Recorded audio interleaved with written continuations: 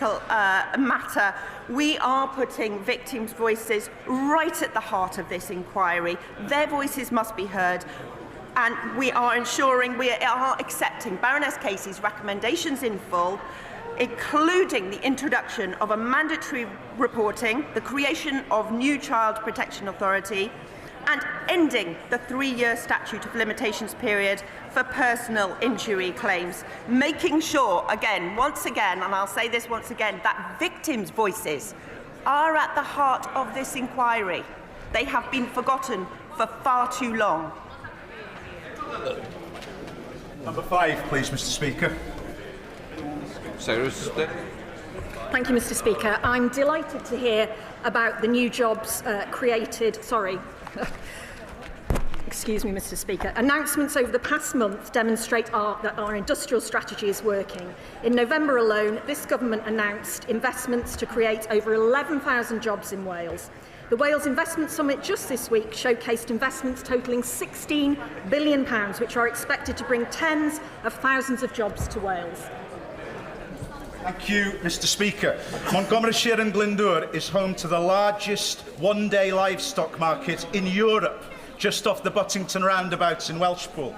Will my right honourable friend join me in welcoming the 55 jobs that have been created within the last month alone on the Buttington roundabout? And would she consider joining me for a milkshake in one of the multiple places we could now get one together in Buttington? Secretary of State. I'm very pleased to hear of the new jobs created at Buttington Cross, and I'd be delighted to join him for a milkshake. Strawberry, please. Our landmark May deal with the EU included a commitment to a comprehensive SPS agreement, which we are now actively negotiating. This will reduce paperwork, delay and costs for Welsh farmers exporting their animals and produce to the EU. This government is backing our farmers and food manufacturers. Jamie Stone, are you standing or not? ONS reveal a scandal. I didn't call Jamie Stone. Oh, I'm sorry. Don't worry. Mr. Speaker, I'll be brief. We've heard about the benefits that small modular reactors can bring to Wales and indeed to England. Would the Secretary of State agree with me it'd be a very good idea if the Secretary of State and I invited Mr. John Swinney to come to Dounreay to hear from the workforce how badly they want one up there? Minister. I absolutely do not understand why the SNP government are not willing to see the creation of jobs and opportunities for people in Scotland because of their ideology around new nuclear. Mims Davis, Shadow Secretary of State. Why, thank you, Mr. Speaker. ONS reveal a scandalous 1,000 jobs are being lost every single day across the country, meaning Aston Martin is not immune from this government's economic recklessness and could soon be forced to make over 100 job losses because of the poor trade deal Labour struck with the US. Mr. Speaker, the deal absolutely has no guarantee that small volume car makers like Aston Martin get fair access to the 10% tariff rate from 2026, meaning they could face an eye-watering tariff of 27.5% being imposed if they are squeezed out of the 100,000 car quota to the US. What will the Welsh Secretary do? Will she turn up to ensure that the iconic Welsh car makers get fair access to the US trade? Thursday. I can tell the honourable lady that I have been in discussions with Aston Martin, as have Cabinet colleagues, and we are doing everything we can to protect the car industry in this country. One of the biggest problems arising in the car industry is due to their botched Brexit deal, for which she and her government were responsible. John Cooper. Question number 7, Mr. Speaker. The Welsh tourism sector is thriving. Last year, British residents alone took over 7 million overnight trips to Wales. The Welsh Government's visitors levy could raise as much as £33 million a year across Wales to invest in communities and tourism if all councils were to introduce it. This is an excellent example of the Welsh Government leading the way. And as announced last week, a similar overnight levy will be introduced in England, allowing mayors to invest across their communities. Cooper. Mr. Speaker, hospitality in Wales and across the United Kingdom is dying on its feet. It needs a shot in the arm. Instead, the bin-fire budget last week gave it a shot in the head. This is more money coming out of businesses, is it not? Minister. Quite the contrary. This will boost the economy by up to £33 million if all councils were to accept that across Wales. I don't think that will... The member going out should wait to 2 questions. Minister. Wales is leading the way on this, and I am proud to be from a city, from Cardiff, where we're introducing this levy and where people come in droves, and I know they'll continue to come in droves. Perhaps the honourable member should look to his own ranks first, because Conservative-run Great Yarmouth Council have supported this form of tourist levy for years. Alex Burris-Curtis. Thank you, Mr. Speaker. In the budget last week, the UK government gave... Thank you.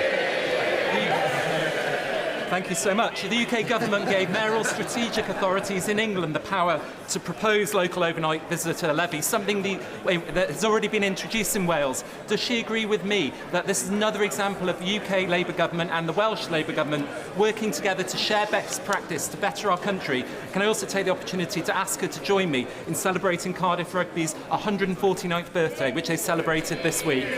Minister. I thank the honourable member. And would also like to wish Cardiff Rugby a Pembroke Happis on their 149th birthday. But I absolutely agree with the honourable member. Welsh Government is leading the way, and it is fantastic to see a similar overnight levy introduced which will be introduced in England. This is the power of partnership, 2 Labour governments working together. Before we come to Prime Minister's questions, may I extend a warm welcome to the President of the Parliament of Montenegro and his delegation who are in the gallery today. We now come to Prime Minister's questions. Number 1 goes to Ian Lavery. Prime Minister. Thank you, Mr. Speaker. Mr. Speaker, our budget took important measures to tackle the cost of living. That's why we've frozen rail fares, prescription charges and cut energy bills for every family by £150. Today, Mr. Speaker, we're going further. For too long, parents have been pushed into spending more on infant formula than needed, told they're paying for better quality and left hundreds of pounds out of pocket. I can announce today that we're changing that. We will take action to give parents and carers the confidence to access infant formula at more affordable prices, with clearer guidance for retailers and helping new parents use loyalty points and vouchers. Together, Mr. Speaker, that will save them up to £500 before their child's first birthday. That builds on our action to lift 500,000 children out of poverty and breakfast clubs, and our child poverty strategy will be published later this week. This morning, I had meetings with ministerial colleagues and others. In addition to my duties in this House, I shall have further such meetings later today.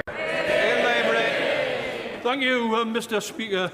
The North East is still picking up the pieces of the destruction and decimation of 14 years of Tory government.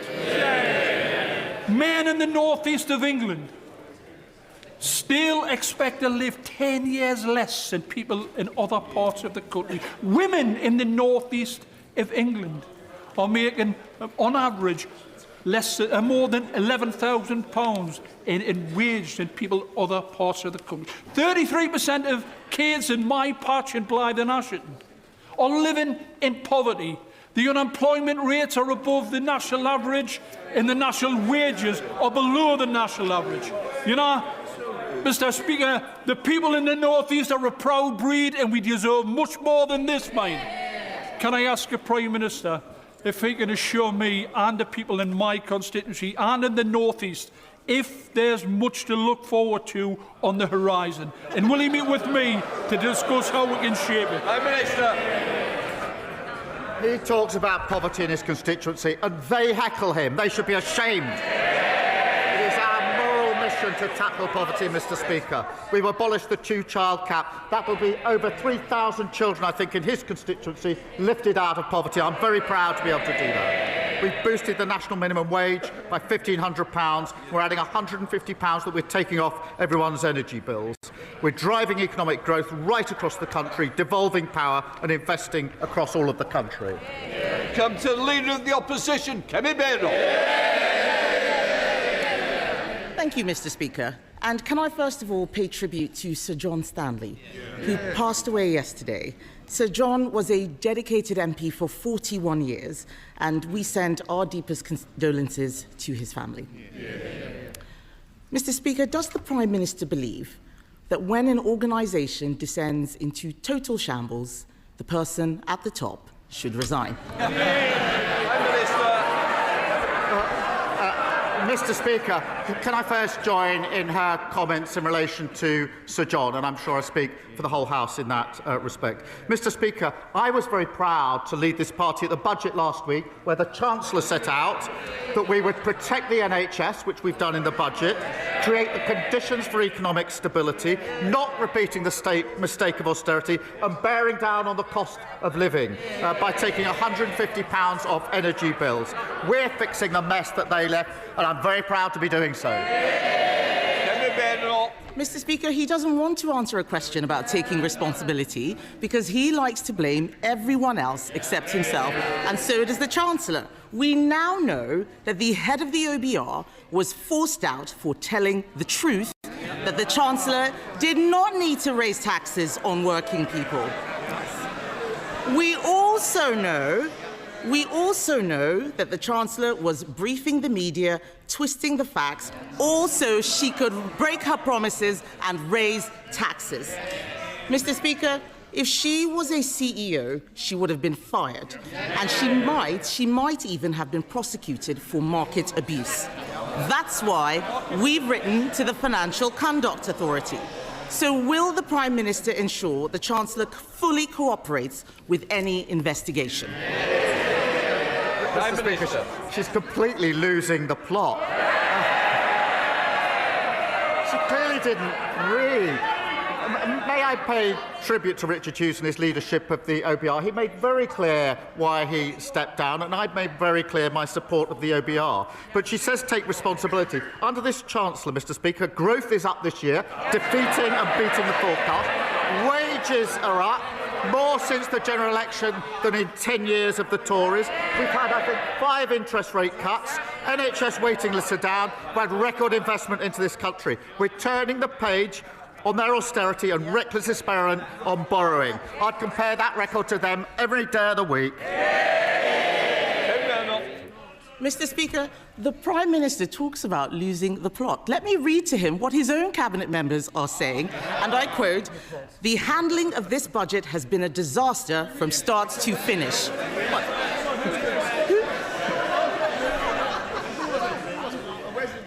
Yes. Who said that? Was it him? Was it her? In fact, I think it was probably her, actually. It was probably the Chancellor. In fact, Mr. Speaker, one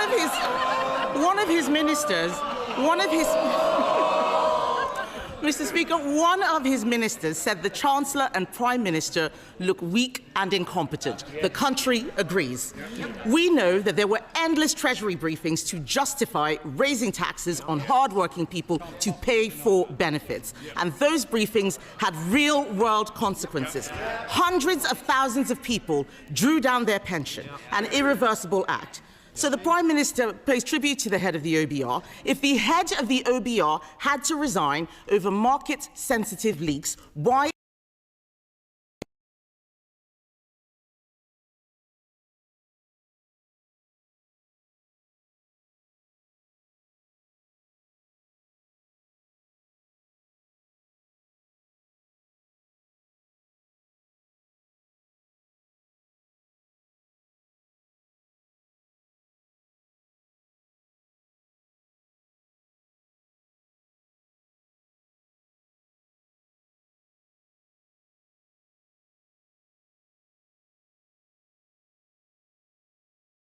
and prescription as well.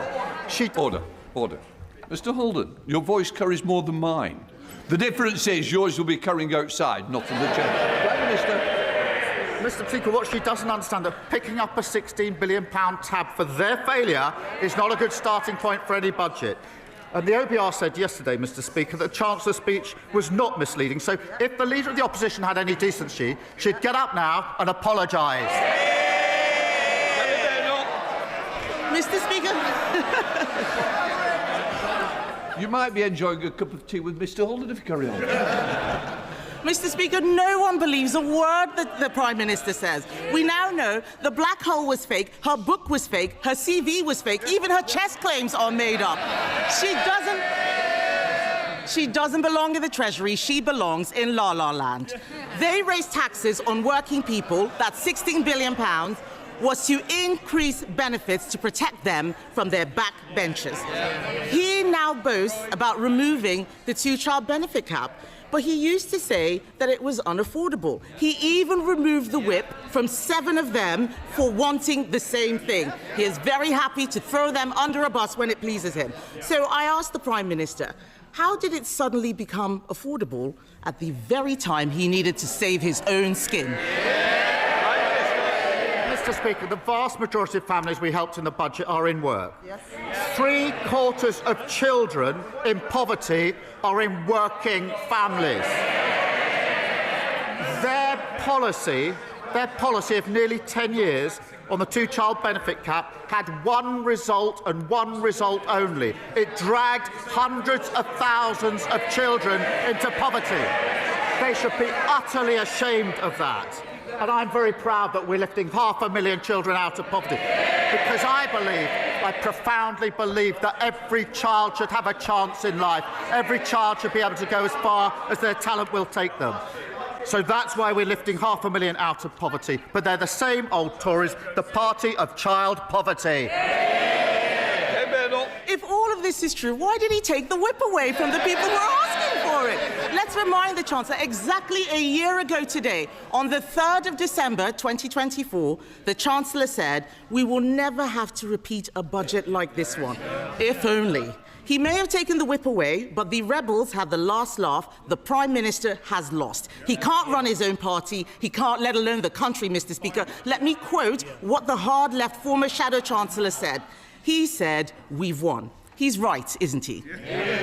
Prime Minister. Speaker, I've said repeatedly that bringing down child poverty is a moral mission, a political mission, and a personal mission.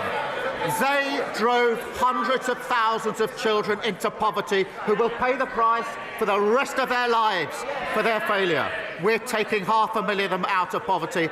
Very proud to do so. That is good for children, it's good for the economy, and it's good for the NHS, who will have less of a burden on them. They should be ashamed of what they did on child poverty, and she should stand up and she should apologise. Kevin Bendel. Mr. Speaker, let me tell the Prime Minister, making the whole country poorer and destroying jobs is not how you keep children out of poverty. In the past week, we've seen broken promises, broken leadership, and a broken budget for Benefit Street. The Education Secretary is chuntering. Where is the money for the children on special educational needs? Where is it? Unemployment is up. It's coming out of her budget. She's shaking her head. She doesn't know where that money is coming from. But let's be clear, Mr. Speaker. Unemployment is up. There are more children now growing up in workless households because people are losing their jobs. It's not just the head of the OBR who's losing his job. Millions of people have been hung out to dry by their budget. And isn't the truth, Mr. Speaker, that behind it all is a Prime Minister who only cares about one person's job, his own? Mr. Speaker, she wants to put 500,000 children back into poverty. She thinks the Chancellor should resign because the economy is improving. We are turning the page on their failure. We are bringing waiting lists down. We're bringing stability that cuts inflation and interest rates. And we're bringing down bills. We're building a brighter future. Conversation Conversations about a new Ireland are deepening, with people from all sorts of backgrounds having serious, hopeful discussions about building something new.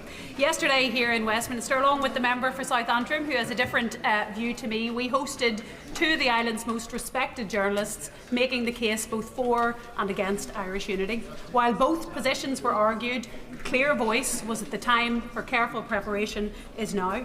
Does the Prime Minister agree with me that while there is much work to do before any referendum, that to avoid a mess like Brexit, it is prudent and completely compatible with the Good Friday Agreement for the Irish and British governments to jointly prepare for constitutional change? Prime Minister. Can I thank her for her question? One of the greatest achievements of the last Labour government was the Belfast Good Friday Agreement, and we fully support that agreement, which brought peace and stability for Northern Ireland. It does, as she well knows, set out a process for future decisions, which under the agreement I support. And we are focused in working constructively with the Executive and others on all issues, including the record settlement under the budget for Northern Ireland. The Liberal Democrat, Sir Ed Davey. Thank you, Mr. Speaker. Can I join the Leader of the Opposition in paying tribute to Sir John Stanley and sending our condolences to his family? I had the huge pleasure of working with him over a number of years on developing the relationship between our country and Korea, and he was always a true gentleman. Mr. Speaker, yesterday I was in Royal Tunbridge Wells, where tens of thousands of people have had no water for 5 days.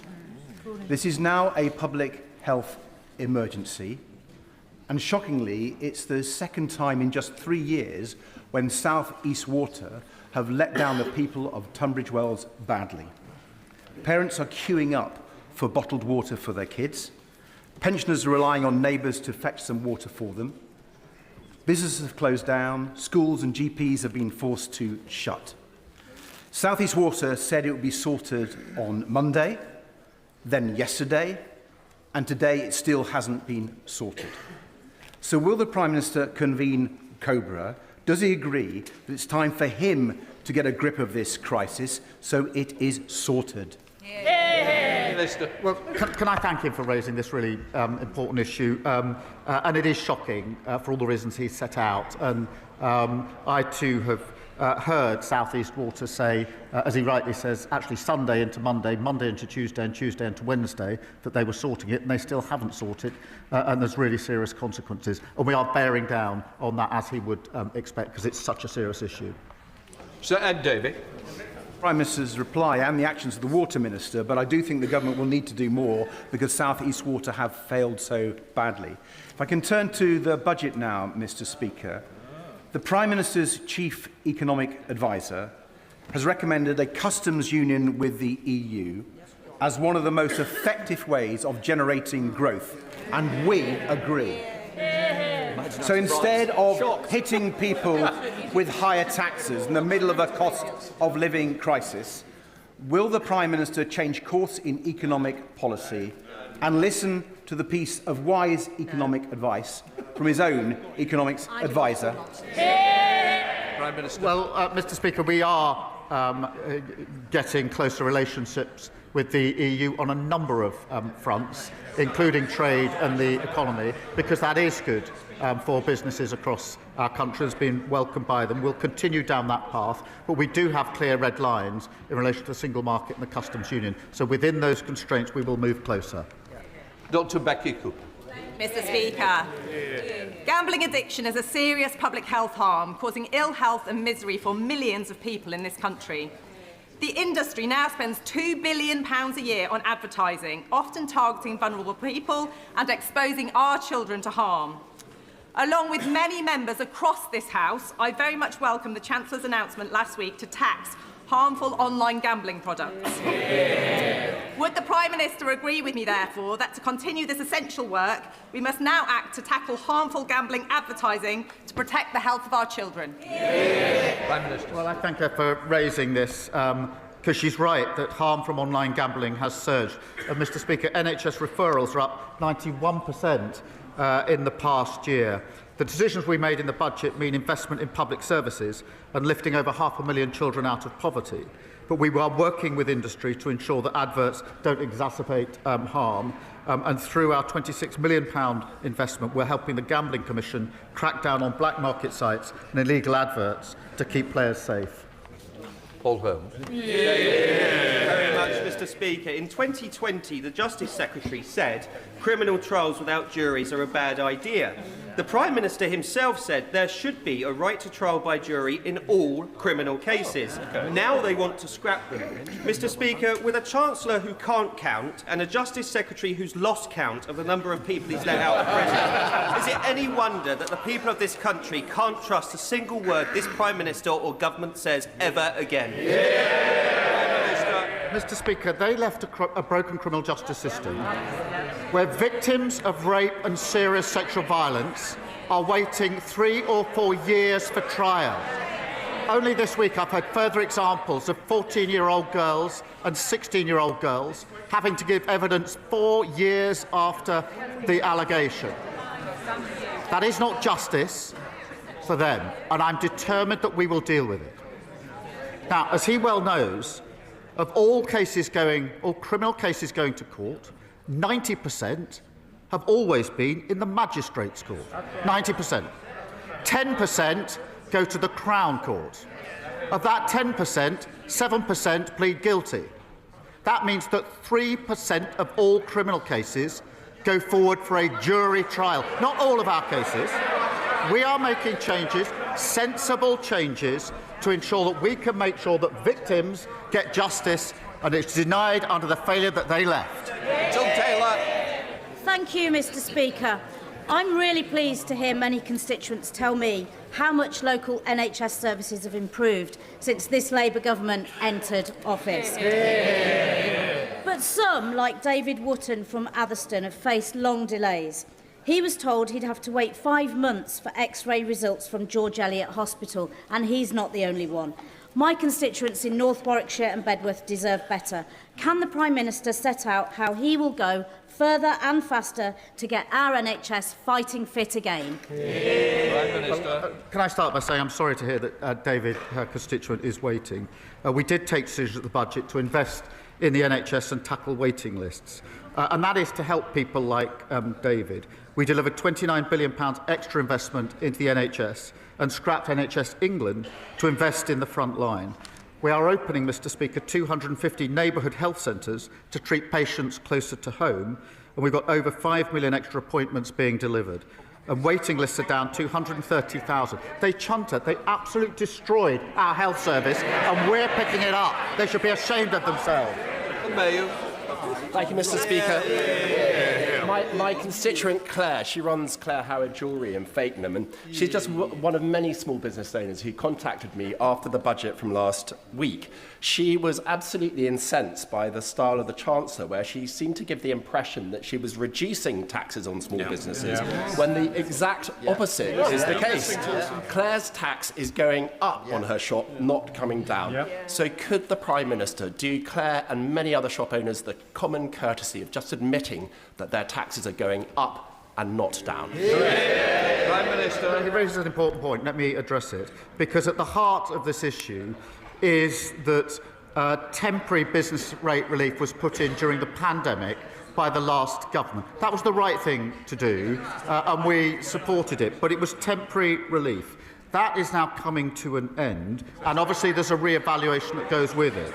So what we're doing is permanently lowering the rates for leisure, retail and hospitality, but because of what the changes are, we're putting in transitional relief of £4 billion. That means there'll be a cap on increases for small businesses, and we're finding that by adjusting the burden between them and the online giants. But in the end, it's the temporary business rates coming to an end that we have to adjust through this policy. Oliver Ryan. Thank you. Thank you, Mr. Speaker. And I declare an interest as the chair of the All-Party Parliamentary Group on Multiple Sclerosis and as the proud son of a lifelong multiple sclerosis patient, and she joins us in the gallery today. Neurological conditions like MS or Parkinson's affect 1 in 6, but wait times for first and follow-up neurology appointments have increased by a huge 65% since 2020, risking delayed treatment and diagnosis at critical time. Now, I'm proud this government is bringing NHS waiting lists down, cutting emissions, investing in care and equipment. But will my right honourable friend, the Prime Minister, formalise these efforts and support an NHS modern service framework for neurology and get these wait times down? Prime Minister. Can I thank him for his question and for sharing the personal interest that he has in this. We are focused on bringing down waiting lists and making sure every patient receives the best possible care. As he knows, the 10-year health plan announced a new modern service framework to help rapidly improve care, and I'll reassure him we'll do absolutely consider whatever else we can do. And in the meantime, we're acting to improve neurology care and have cut wait time for care, neurology waiting times by over 15,000. Thank you, Mr. Speaker. Alison in Oxford is threatened with new service charges by her housing association, Green Square Accord. For shrubbery she happily cut herself for 22 years and a cleaning of a communal area that simply doesn't exist. Meanwhile, Rebecca's charges have more than doubled over the last 4 years with no explanation why. They are not the only provider doing this. It's a wild west out there. So will this government consider Liberal Democrat plans for a new regulator and a cap on these outrageous rip-off service charges? Prime Minister. Well, can I thank her for raising that? And we are implementing the Leasehold and Freehold Reform Act, which is long overdue, providing homeowners with greater rights, powers and protections. And through this, we will strengthen regulation to protect leaseholders from abuse and poor service, which she's highlighted, bring the injustice of leasehold to an end. That'll protect up to 1.75 million households and make sure leaseholders receive standardised service charge documentation, making it easier for them to challenge unreasonable bills, because the points she makes are good points, and this bill will help change that. Graham Stringer. Mr. Speaker, this country can be proud of its history of religious tolerance and religious freedom.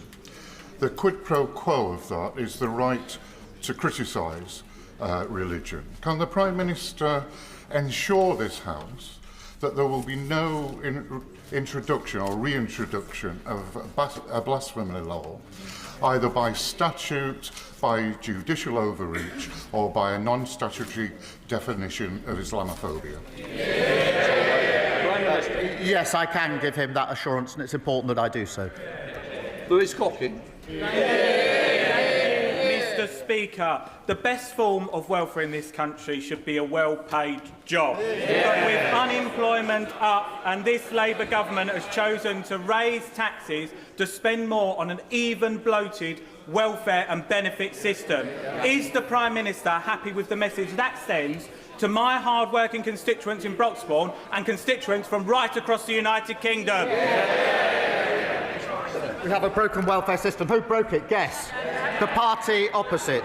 We're bringing in reforms to change it and mend it. And what did they do? They voted against them. And under their watch, they drove up welfare spending by £33 billion.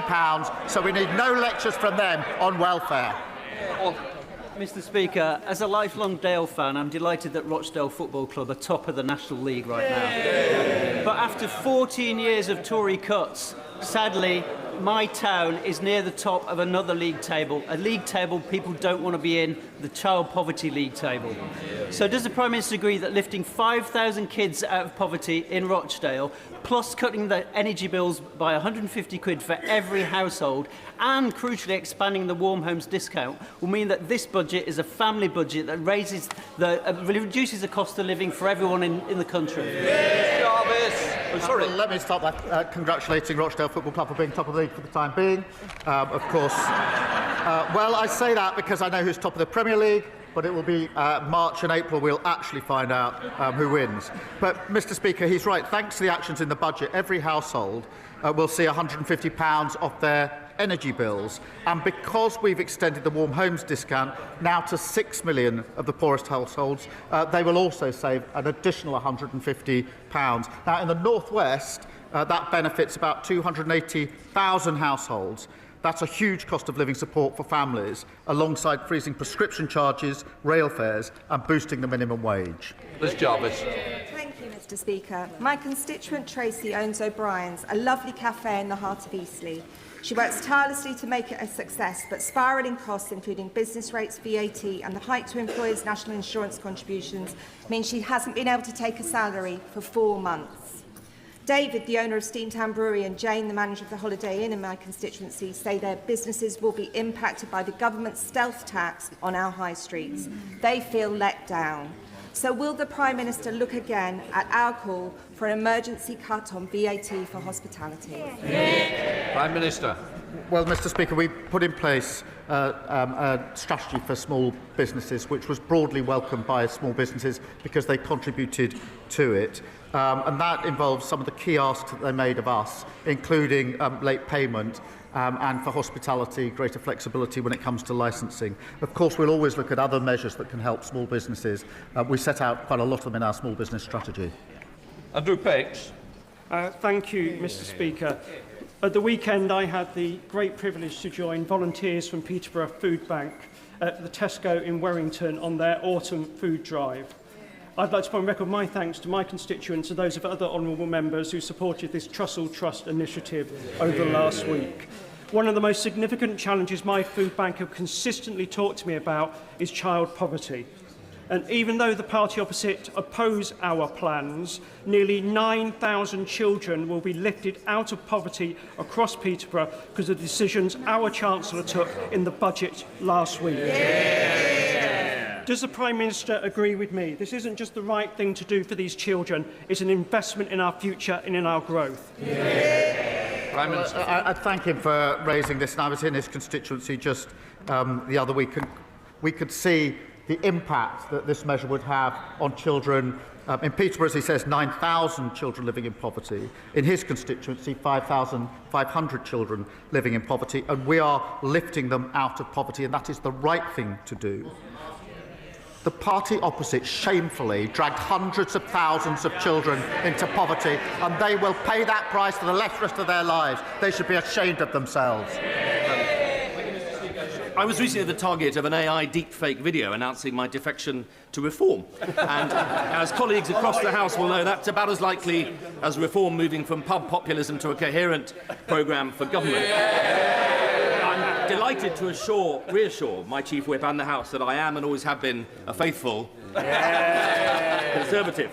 But does the Prime Minister agree with me that while satire has always been an important part of our politics, the rise of AI deepfake disruption is a serious threat to our democracy, and would he agree to work with me and cross-party MPs to frame some appropriate reforms as proposed by the recent Speakers' Conference to protect our democratic integrity?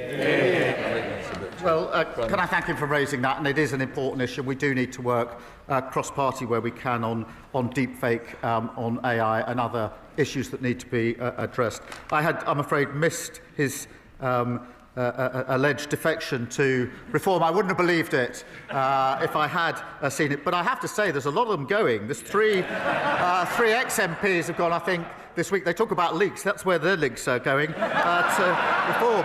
And I saw a leak, talking of leaks, on the front page of the Financial Times this morning, where apparently the leader of Reform says he wants to merge with the party opposite and sit down here with them. An absolutely unholy alliance of austerity and failure.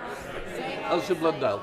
Thank you, Mr. Speaker. This week I've been speaking to Tetrasil, warehouse workers at Tetrasil in my constituency, who have been given an appalling ultimatum in the run-up to Christmas: either sign a new contract with reduced pay and breaks, or lose your jobs. Can the Prime Minister advise me what action can be taken against rogue employers like Tetrasil who take action against workers and seek to exploit them and undermine their rights?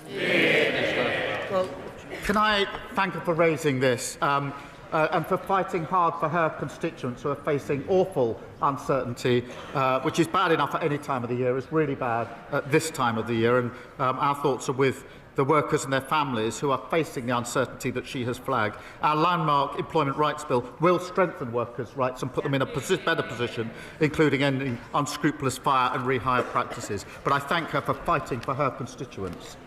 Shocker Adam.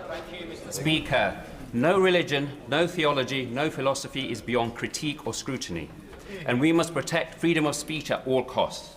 but Islamophobia is real.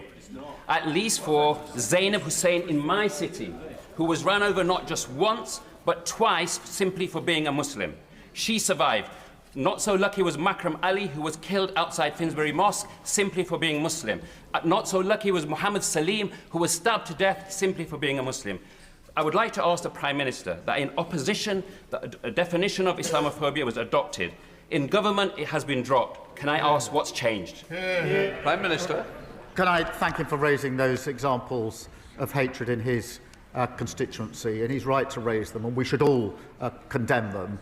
Hatred in all its forms should be condemned by all of us in this House, and that includes anti-Muslim hatred as well, and we intend to act on it. Right. Please, Anna Dixon. Mr. Speaker, this week I met constituents Mike and Sue. Their autistic son, Jimmy, was imprisoned as a young man. The judge recommended a sentence of 2.5 years. Jimmy is now in his 40s. He's been in prison for nearly 20 years on an IPP sentence. Jimmy's doctors say he's safe and well for discharge. There's a supported living flat waiting for him in Shipley. Will the Prime Minister please help by ending the injustice of these IPP sentences and help get Jimmy home? Prime Minister. Can I thank her for raising this case? She raised it with me in the lobby last night, and it is a really shocking case of 2 years leading to someone being in prison already over 20 years and not yet released, and with delays in the release process. The Justice Secretary will look into this case and meet to discuss her concerns to see what more can be done. It's right that IPP sentence has been abolished, and we're committed to supporting the progression of all those who are serving such sentences. Rachel Gilmore. Thank you, Mr. Speaker. I have a charming elderly constituent who, after a series of very major medical interventions, has been left in excruciating, uncontrolled pain after our... Prime Minister. Can I thank her for raising what's an awful case, and we are putting in further protection and support, but I will take her up. I think it is important for her to discuss that with the relevant minister, because the case that she has referred to just sounds appalling. Jane Kirkham. Thank you, Mr. Speaker. Under this Labour government, NHS waiting lists are coming down. I welcome the commitment to refurbish Truro Health Park in my constituency, one of the first new neighbourhood health centres in the country. Cornwall's already leading the way with new neighbourhood health teams, and upgrading Truro Health Park will help deliver care for patients in their own communities. Will the Prime Minister confirm this investment reflects decisions taken by this government to prioritise community healthcare, and that services won't be removed before effective community replacements do come online? Prime Minister. Well, I thank her for raising this. I'm delighted that her constituency will benefit from one of the new 250 centres. Neighbourhood health centres will provide simpler, more convenient access to a full range of health and care services on people's doorsteps, and GP services will be protected before it comes online. This is about early intervention, Mr. Speaker, continuing to drive down NHS waiting lists and creating a more modern NHS that is fit for the future. Bernard Jim. Mr. Speaker, could the Prime Minister give his assessment of the latest news that President Putin has again turned down terms for peace in Ukraine, and in the light of his extraordinary outburst designed to destabilise our understanding of the truth? He did say Russia is ready for war with NATO. How ready are we?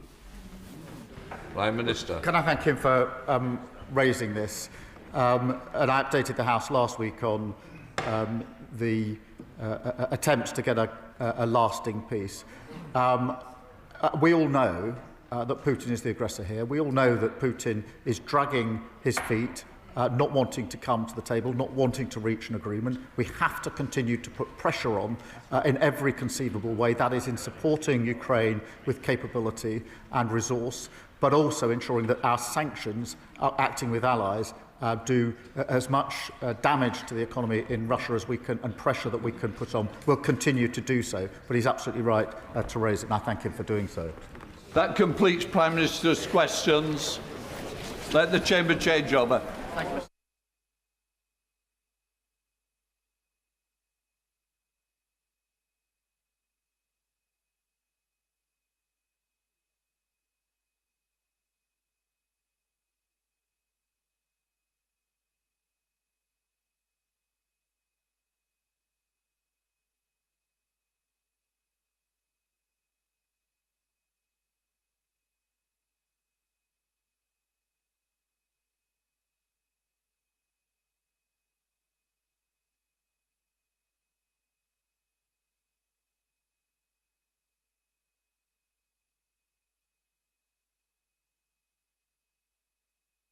Right, we come to the first urgent question. Sir Mel Stride, Shadow Chancellor of the Exchequer. Mr. Speaker, to ask the Chancellor of the Exchequer if she will make a statement on the resignation of the Chair of the OBR. Minister Murray. Thank you very much, Mr. Speaker. Mr. Speaker, last week the economic and fiscal outlook was accessed prematurely ahead of the budget. The OBR took full responsibility for this and conducted a review into what had happened. That report was published on Monday, and I came to this House to make a statement. That report found, and I quote, systemic issues, which led, in their words, to the worst failure in the 15-year history of the OBR. Whilst I was making that statement on Monday afternoon, Richard Hughes, the chair of the OBR, resigned. The Chancellor has written to Mr. Hughes to thank him for his many years of public service, and I have put my thanks on record in this House too. That decision was a matter for Mr. Hughes.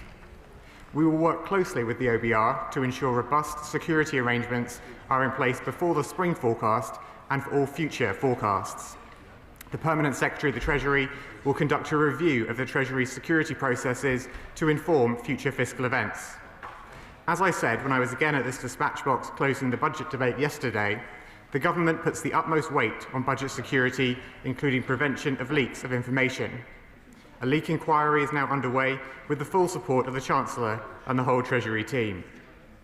Mr. Speaker, there is also speculation in the press today surrounding the letter which the OBR sent to the Treasury Select Committee last Friday, which I wish to address clearly. The Chancellor was aware of that letter and she was content for it to be published, and she agreed this with the Permanent Secretary. Mel Stride. Thank you, Mr. Speaker. Mr. Speaker, Richard Hughes was a respected chair of the OBR, and his departure is a matter of deep regret. The circumstances surrounding his resignation remain unclear. Although, Mr. Speaker, for the Chancellor it has clearly been a useful distraction from her own conduct. Mr. Speaker, on Friday, the OBR took the unprecedented step of publishing the details of the pre-measures forecast rounds. And at the Select Committee yesterday, members of the OBR board were clear that this step was taken because of serious concerns about partial leaks and briefings about their forecasts. And in relation to the market-moving briefings made on the 14th of November, which suggested that the public finances were, after all, in a better position, David Miles at the committee stated, and I quote, "I think there had been a misconception that there had been some good news. It didn't exist." They also clarified that these concerns were raised by Richard Hughes with the Treasury before the budget, and that the information published on Friday was approved by the Permanent Secretary. So can I ask the Minister, what discussions did the Treasury have, including the Chancellor, with Mr. Hughes immediately prior to his resignation?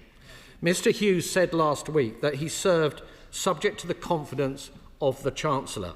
Did the Chancellor give Mr. Hughes her full confidence? Was any pressure put on Mr. Hughes to resign? Did the Chancellor approve the OBR's publication on Friday and discuss with the Permanent Secretary? I believe the Minister has confirmed that. Perhaps he would do so again. Yes. In which case, behave. Thank you, Mr. Speaker. Do ministers agree with the OBR's opinion that there were leaks and briefings about the forecasts that damaged growth? If so, what action was taken by the Treasury regarding those leaks? And can I ask once again in this House whether it was appropriate that the Chancellor herself was opining publicly on the OBR's productivity forecast before the budget, given that these matters should remain strictly confidential? Mr. Speaker, as you know, I've written to the FCA seeking a full investigation into these matters relating to the Chancellor's statements on the state of the public finances. I have also written again this morning to the Permanent Secretary at the Treasury requesting a full investigation into all these matters. Thank you. 2 seconds.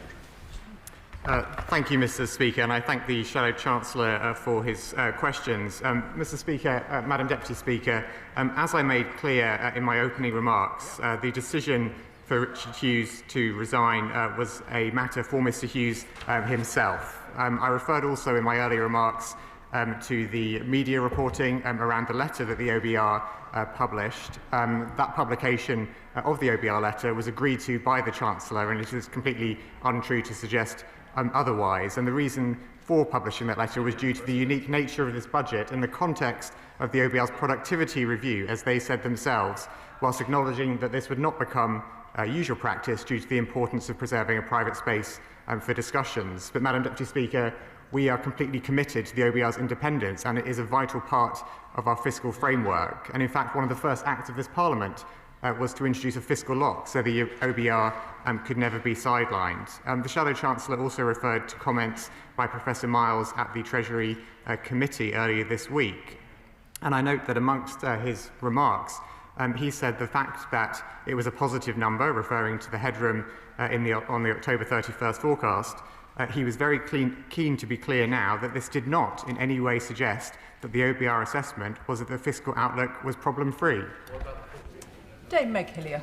Thank you, Madam Deputy Speaker. Madam Deputy Speaker, when I last spoke in this House, Richard Hughes was still chair of the OBR. I want to pay tribute to him. He was a tenacious champion of its independence, a highly intellectual man who ably led that organisation, and he made an honourable decision to take responsibility for what happened last Wednesday. The Minister has said that there is now a leak inquiry underway in the Treasury. Leak inquiries can have a habit of not finding someone responsible, but if somebody is found responsible, will they follow the lead set by Richard Hughes? Minister.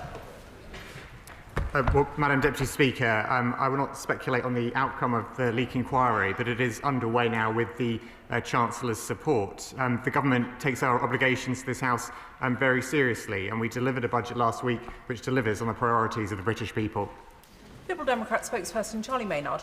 Thank you, Madam Deputy Speaker. On behalf of my party, I would like to thank Richard Hughes for his service, and we respect his resignation. We would also like to thank Laura Gardner, Professor Kieran Martin and Hugh Stevens for the very quick turnaround of the investigation report into the leak. In the report, the point was made that unlike all other IT systems and services, the OBR's website is locally managed and outside of the gov.uk network. The reasons for this decision were made at the time apparently to ensure full independence from the Treasury. Will the Minister soon report back to this House with a timeline for when decisions will be made between now and the OBR's next report in spring 2026 as to how this will be operated going forward, and also provide an outline of how the OBR's website will be operated so that it is both secure and maintain appropriate separation between the Treasury and the OBR? Madam Deputy Speaker, as I've made clear, the Treasury will be focused in the coming months on ensuring that we have stronger information security in the spring forecast and indeed for all future forecasts. The OBR, it's worth my adding, has had significantly increased funding in recent years. Since 2021-22, its budget has increased by 45%. And as an independent organisation, it has full discretion over how it uses its budget. Yuan Yang. Thank you, Madam Deputy Speaker. I join the chair of my Treasury Select Committee in thanking Richard Hughes for his service and commend him for taking responsibility for the security leak that happened under his watch. In the testimony the OBR gave the Select Committee yesterday, they described the 21 billion amount of absolute forecast-to-forecast changes that happens to their own pre-measures forecasts. What that means, in effect, is that between every 6-month forecast, £21 billion on average is wiped off the headroom or added to the headroom on average. What this leads me to be concerned for, Madam Deputy Speaker, is how we can ensure long-termism in the fiscal institutions of the UK, despite this overall focus on headroom. Minister. Well, I thank my honourable friend for her question, and of course the Chancellor set out how important it was to increase our headroom at the budget. We increased it to £21.7 billion, which is so critical for reducing the cost of borrowing and for protecting us against future shocks. As the Chancellor also announced at budget, the forecast that the OBR will produce in spring will not include an assessment of the government's performance against the fiscal rules, and the government will not respond to it with fiscal policy, but the OBR will produce a forecast in spring as would be expected. Father of the House, Sir Edward Lee. For what it's worth, I think the OBR has become too powerful, and we live in a parliamentary democracy, not a clangocracy, and the Chancellor alone should be responsible. But does he agree with this point, that in future all communications between the Chancellor and the OBR should be in deep private. That's the only way the system will work. And we never again want to have selective leaks. Can he promise that won't happen in the next budget? Minister. Well, Madam Deputy Speaker, the Right Honourable Gentleman and I disagree about the role of the OBR because as a government we are committed to the OBR's independence and its vital role as a core part of our fiscal framework. And as I mentioned earlier, one of our first acts in this Parliament was to introduce the fiscal lock to ensure the OBR could never be sidelined in the way it was by the previous government.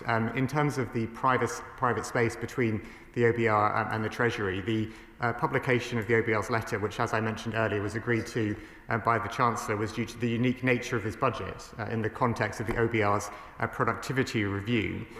We acknowledge that it would not become usual practice due to for the conversations. Luke Murphy.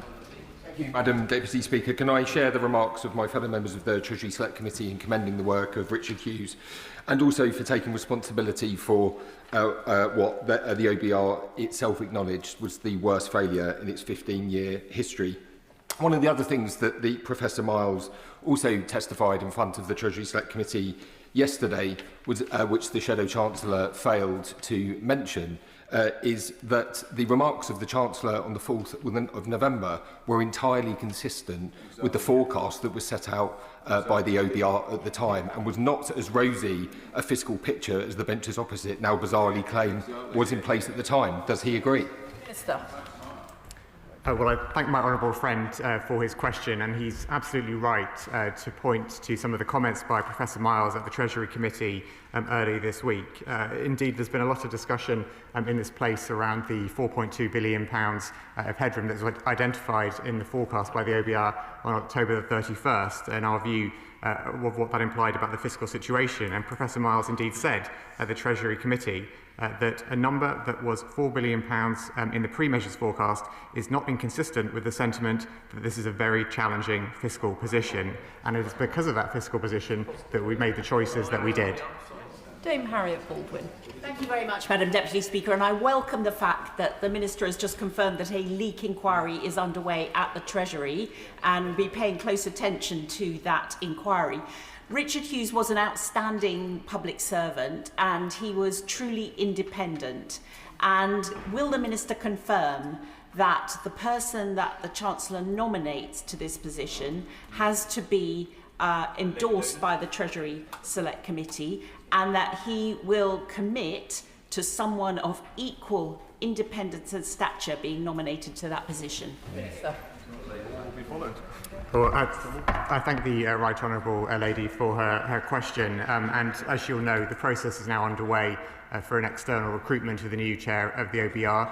The normal process will be followed in terms of the Chancellor making the appointment, the Treasury Committee being involved in the way that it is. She mentioned that the leak inquiry, I confirmed it today. I've confirmed it again today. I also mentioned it in my remarks to this House yesterday. Clive Efford.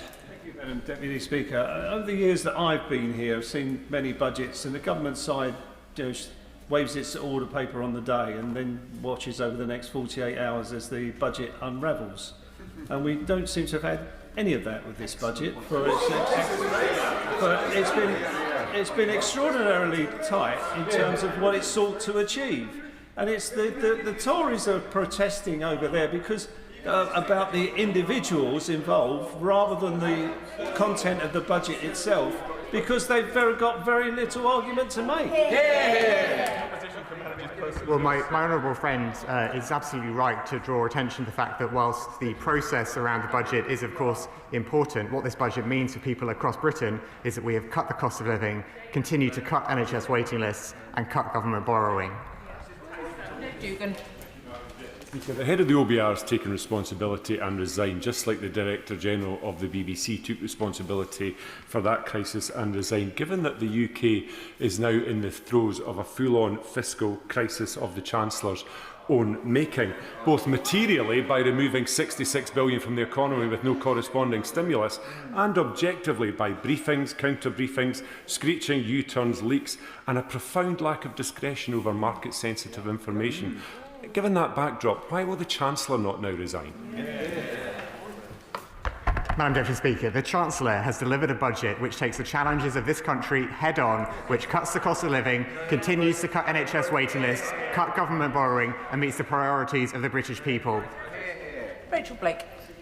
Thank you, Madam Deputy Speaker. The investigation that the OBR undertook had two particularly striking findings. The first was about the number of attempts to access the particular documents in question, and the second, I believe, is the lack of security for these particular documents. Can the Minister share with this House what specific actions he believes the OBR should take to overcome this for future fiscal events? And does he agree with me that it's possible to have confidence in the principle of an independent OBR alongside undertaking meaningful and significant scrutiny into some of the actions of the current organisation?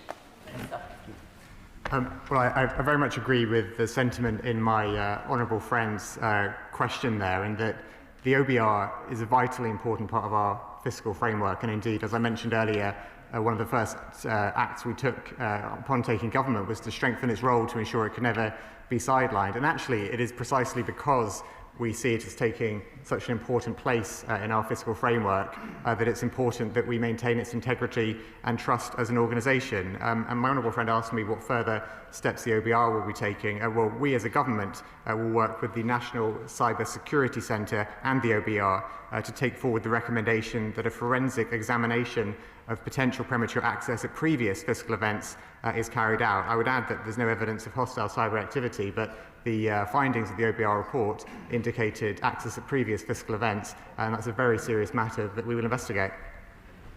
Thank you, Madam Deputy Speaker. Richard Hughes was a first-rate public servant, but he did the right thing on the narrow matter of the premature upload of the file last week. But the OBR representatives told us a number of things yesterday at the Treasury Select Committee. They told us that there was a 16 billion downgrade. Yep. They told us that there was a 4.2 billion headroom on the 31st of October because there were also improved tax revenues. Yep. I don't think 4.2 billion can be characterised as a black hole, but it was a challenging circumstance. That's the truth. Can the Minister consider in all future budgets that such a letter should be made available at the same time that budget publications and OBR publications are made available, which sets out what was said to the Chancellor at what point, so we can then verify whether the press conference on the 4th of November was very wide of the mark and gave a materially misleading view of what actually was happening? Yeah. Well, thank the right honourable gentleman for his question, and I would, as will be clear, I would agree with his remarks about Richard Hughes' contribution to public service.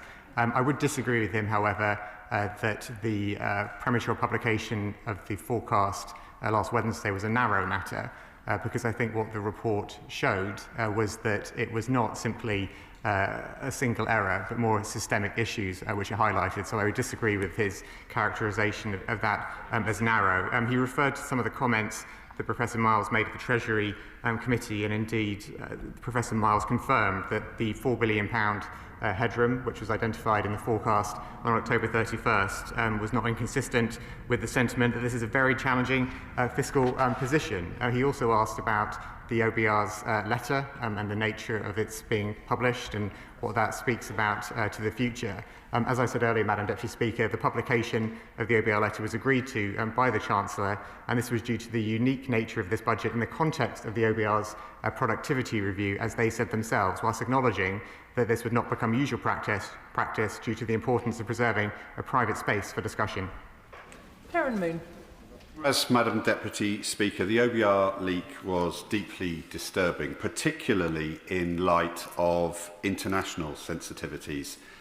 Can the Chief Secretary rule out foreign actors exploiting the OBR's inadequate security at any point? Well, Madam Deputy Speaker, the report that the OBR published into this premature publication of their forecast finds no evidence of hostile cyber activity.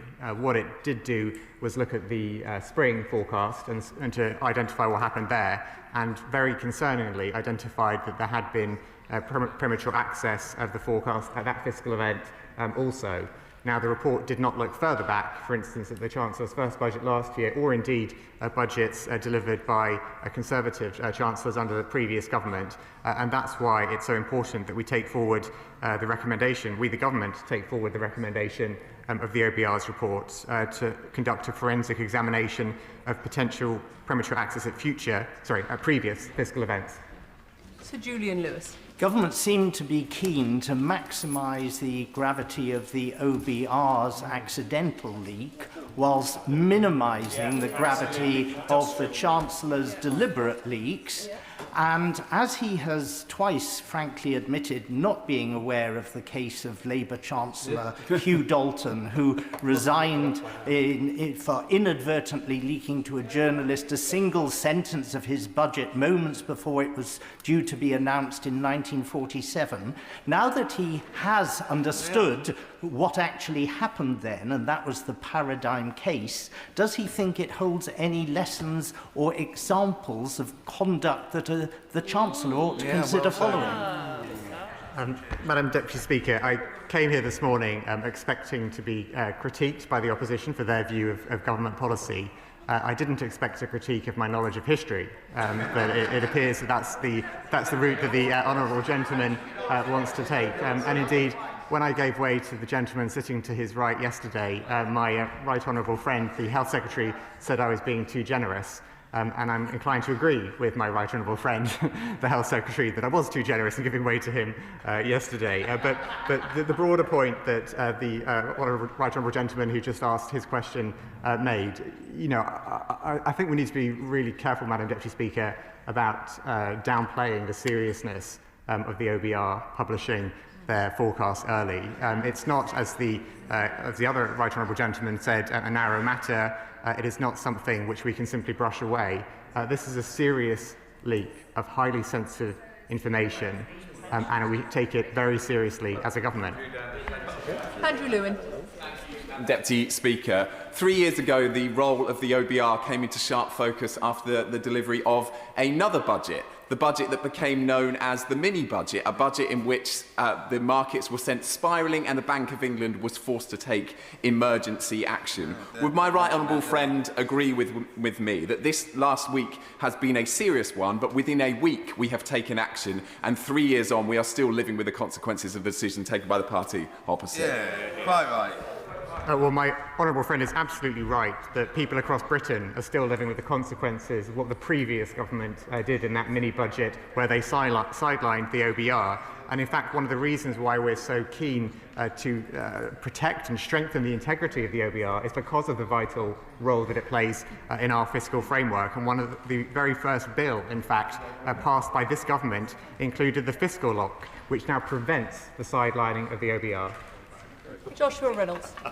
Deputy Speaker, in the budget, the Chancellor announced that she would legislate for only one assessment of the fiscal rules instead of two every year, as we have it at the moment. But in light of the change of OBR leadership, will he commit today to seek the views of the incoming chair of the OBR about the economic and fiscal impact of that decision before the government plough ahead with it? Madam Deputy Speaker, just to be clear in terms of what the OBR is required to do and what the Chancellor announced in the budget last week, the OBR is required to produce two forecasts a year, and the Chancellor will commission a second forecast in due course. As the Chancellor announced the budget, though, that forecast will not include an assessment of the government's performance against the fiscal rules, and the government will not respond with fiscal policy. Chris Vince. Thank you, Madam Deputy Speaker. I thank the Minister for his statement. Was he as surprised as I was to find out that such a sensitive document like this was actually being managed by something that was using WordPress? And would he reassure my constituent in Harlow, and what reassurances he had from the OBR, that moving forward these sort of documents will be password protected and, crucially, protected from foreign interference? Well, I thank my honourable friend for his question, I will admit that I was surprised to read the report from the OBR that it made clear that any assumptions we might have had that this was a simple error actually are not true. It was more systemic issues which were revealed by the OBR's report. And indeed, there was functionality, as I understand it, within the IT and website systems that the OBR had to have greater security, but they were not configured correctly to provide that security. And that really underscores for me this is not one inadvertent error by one official. This is a systemic issue with the information security, which is so important. Simon Hall. Thank you, Madam Deputy Speaker. While I remain convinced that there are other ways of delivering the guardrails that the Treasury needs without the OBR, I know the Chief Secretary and the Chancellor are not persuaded of that argument, but I wonder if he might be persuaded on this, that the resignation of the chair of the OBR and the new recruitment process underway does present an opportunity for the Treasury and the Permanent Secretary to reflect upon what it needs the OBR to be doing for the next 5, 10, 15, 20 years ahead. What skills it needs, what shape it needs to be, what it actually needs to do to get the economy right. Will they be availing themselves of that opportunity to recast the OBR and to reflect on its roles and responsibilities?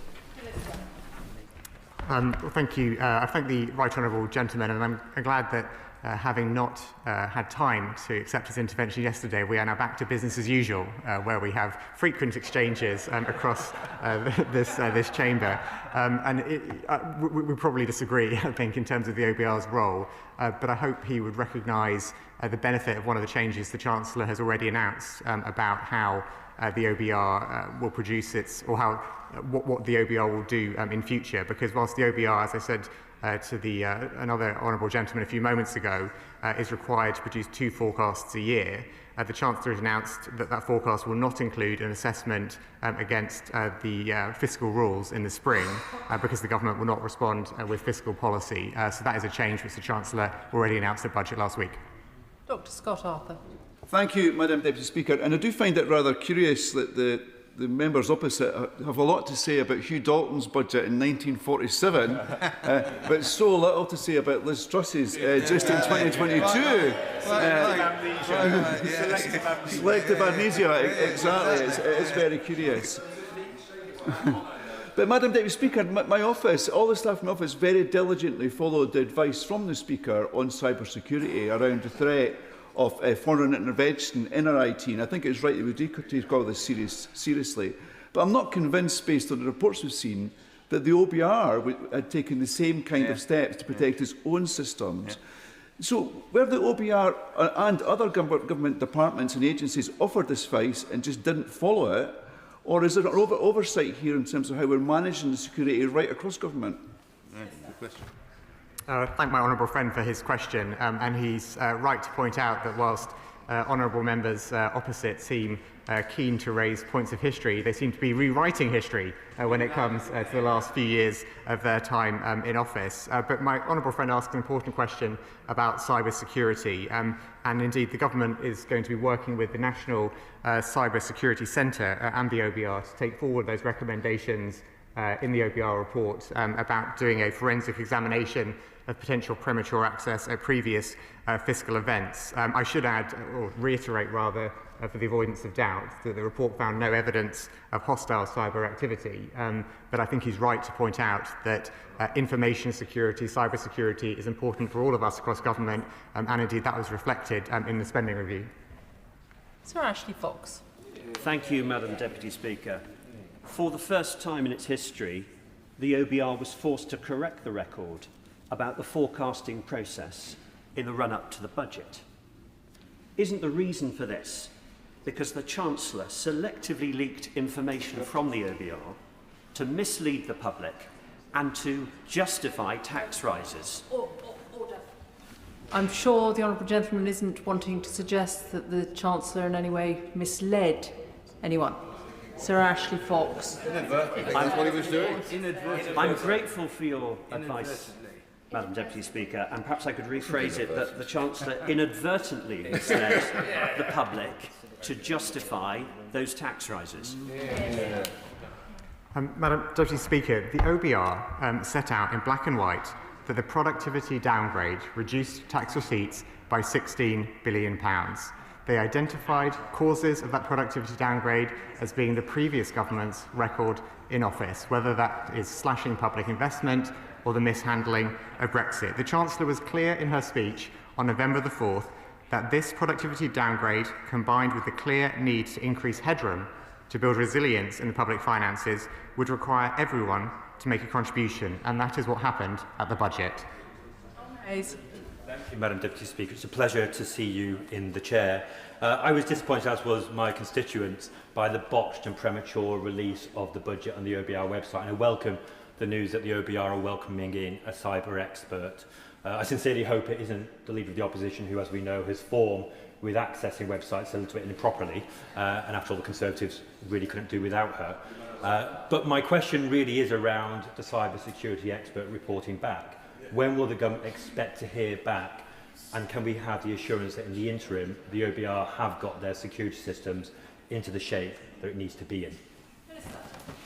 Well, I thank my honourable friend for his question, and the government takes this matter very seriously indeed, and we will move urgently to take forward that recommendation of the report, working with the National Cyber Security Centre. And while cyber security is an important matter for the OBR and indeed all government departments and bodies all year round, the forecast is of particular market sensitivity, and it is particularly important to ensure that is kept without being published prematurely. And that's why we take what happened last week and what seems to have happened in spring and what may have even happened at previous fiscal events so very seriously. Final question, Jim Shannon. Thank you, Madam Deputy Speaker. Can I thank the Minister very much for his answers? The OBR assessments have an incredible impact on households and businesses in Northern Ireland, indeed across the whole of the United Kingdom. So can the Minister please outline the steps that are to be taken to ensure full transparency around this resignation and to safeguard trust in the OBR's future work so that public confidence in our economy is not in any way undermined? Thank you. Well, the honourable gentleman is absolutely right to point out the importance of trust, not just in the economy but also the public finances, and indeed the role of the OBR is, in the government's view, a critical part of that trust, and it is because of that role that the OBR plays in our fiscal framework, robust and transparent fiscal framework, that we take the matter of the premature release of this information so seriously, and why we are following up the matters it raises so urgently. I thank the Minister for his responses this afternoon. Brings us to the second urgent question. Matt Weston. Thank you, Madam Deputy Speaker. To ask the Chancellor of the Duchy of Lancashire if he will make a statement on espionage cases and the Official Secrets Act. Minister Dan Jarvis. Madam Deputy Speaker, can I thank the honourable member for raising this urgent question following the deeply disappointing collapse of the prosecution case concerning two individuals charged under the Official Secrets Act of 1911. These allegations were hugely concerning, and we recognise and share the public and parliamentary frustration around this outcome. The government welcomed the JCNSS inquiry and the opportunity it provided for parliamentary scrutiny on this important matter, alongside the ongoing review led by the Intelligence and Security Committee. I'd like to take the opportunity to thank the Joint Committee on the National Security Strategy under my honourable friend's chairship for their diligent and rapid work. The Government will now take the time to consider the Committee's conclusions and recommendations properly, in conjunction with partners referenced in the report, before responding within the 2-month timeframe. However, what I will say today, Madam Deputy Speaker, is that I am glad that the JCNSS report has reinforced two fundamental points which the Government has made throughout. Firstly, and as the Government has been saying for several weeks, the report makes clear that there was no evidence of attempts by any minister, special advisor or senior official to interfere with the prosecution. The JCNSS report states that it found no evidence of improper influence. And despite ongoing questions about a meeting of senior officials that took place on the 1st of September, chaired by the National Security Advisor, the report clarifies that there was no deliberate efforts to obstruct the prosecution. Now, the first Senior Treasury Counsel had already made the judgment on the basis of the evidence that charges could not progress by the 22nd of August, more than a week before the meeting took place. Now, Madam Deputy Speaker, we have been consistent throughout on these points, which runs in sharp contrast to our critics, who initially criticised the government for intervening in the case, and then when it became clear that that was nonsense, criticised us for not intervening in the case. Secondly, the JCNSS report reinforces a fundamental point that I have made to this House previously, that the root cause of the failure of this case was the outdated Official Secrets Act of 1911, which of course predated the First World War. The 1911 Act created an unrealistic test by requiring the prosecution to prove that China was an enemy. The Law Commission had previously flagged the term enemy as being deeply problematic as far back as 2017.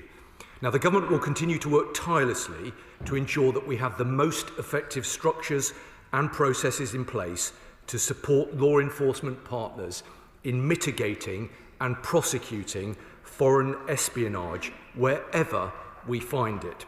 More importantly, the ongoing disinformation around the collapse of this case has been distracting from the most important issue that we should be focused on: how the government can work across this House to ensure that Chinese espionage will never be successful in the United Kingdom.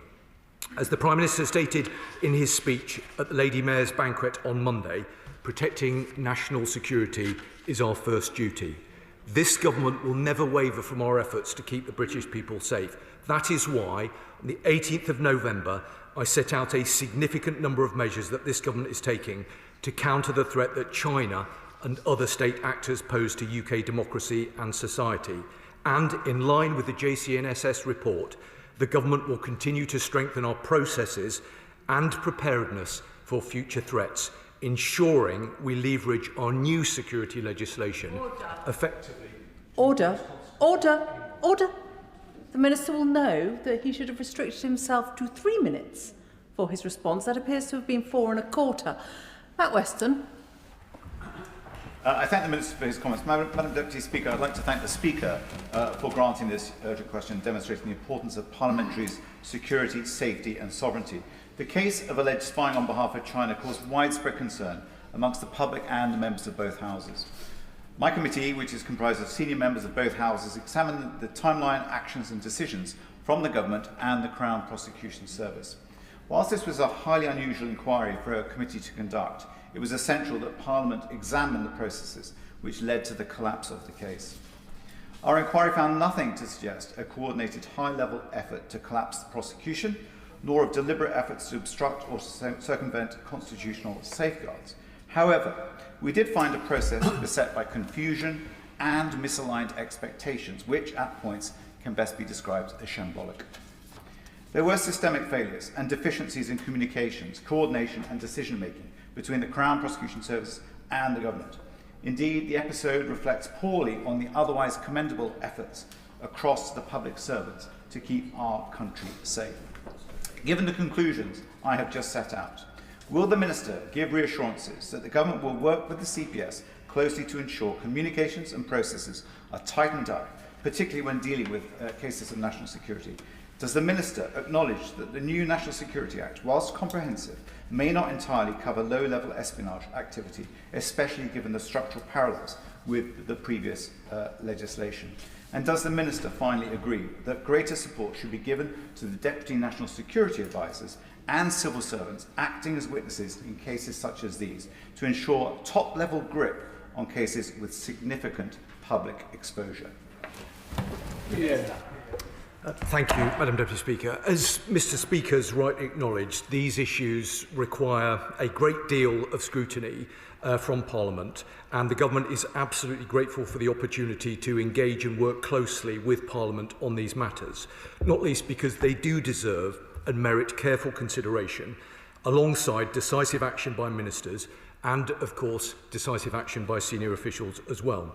Now, the Joint Committee on National Security Strategy, led by the Honourable Member for Warwick and Leamington, plays a vital role in providing that appropriate scrutiny. And I say that not just as a Government Minister, but as a former member of his committee. I would also extend the same principle to the ISC for the important work that they do. And I do want to take this opportunity again to thank the Chair and the whole of the committee for undertaking this work and publishing a comprehensive report as quickly as they have done. Now, the Honourable Member, the Chair, highlights some important aspects of the report's conclusions and the recommendations and the findings of the work that they have undertaken. And as I have said, the government approaches this issue and will consider the committee's report with the utmost seriousness.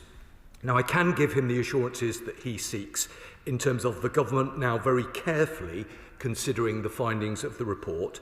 And of course, I give him and the House an absolute assurance that we will respond within the agreed timeframe. He mentioned a couple of other points which I would like to respond to briefly now, but happy to engage with him in more detail should he think that that be necessary.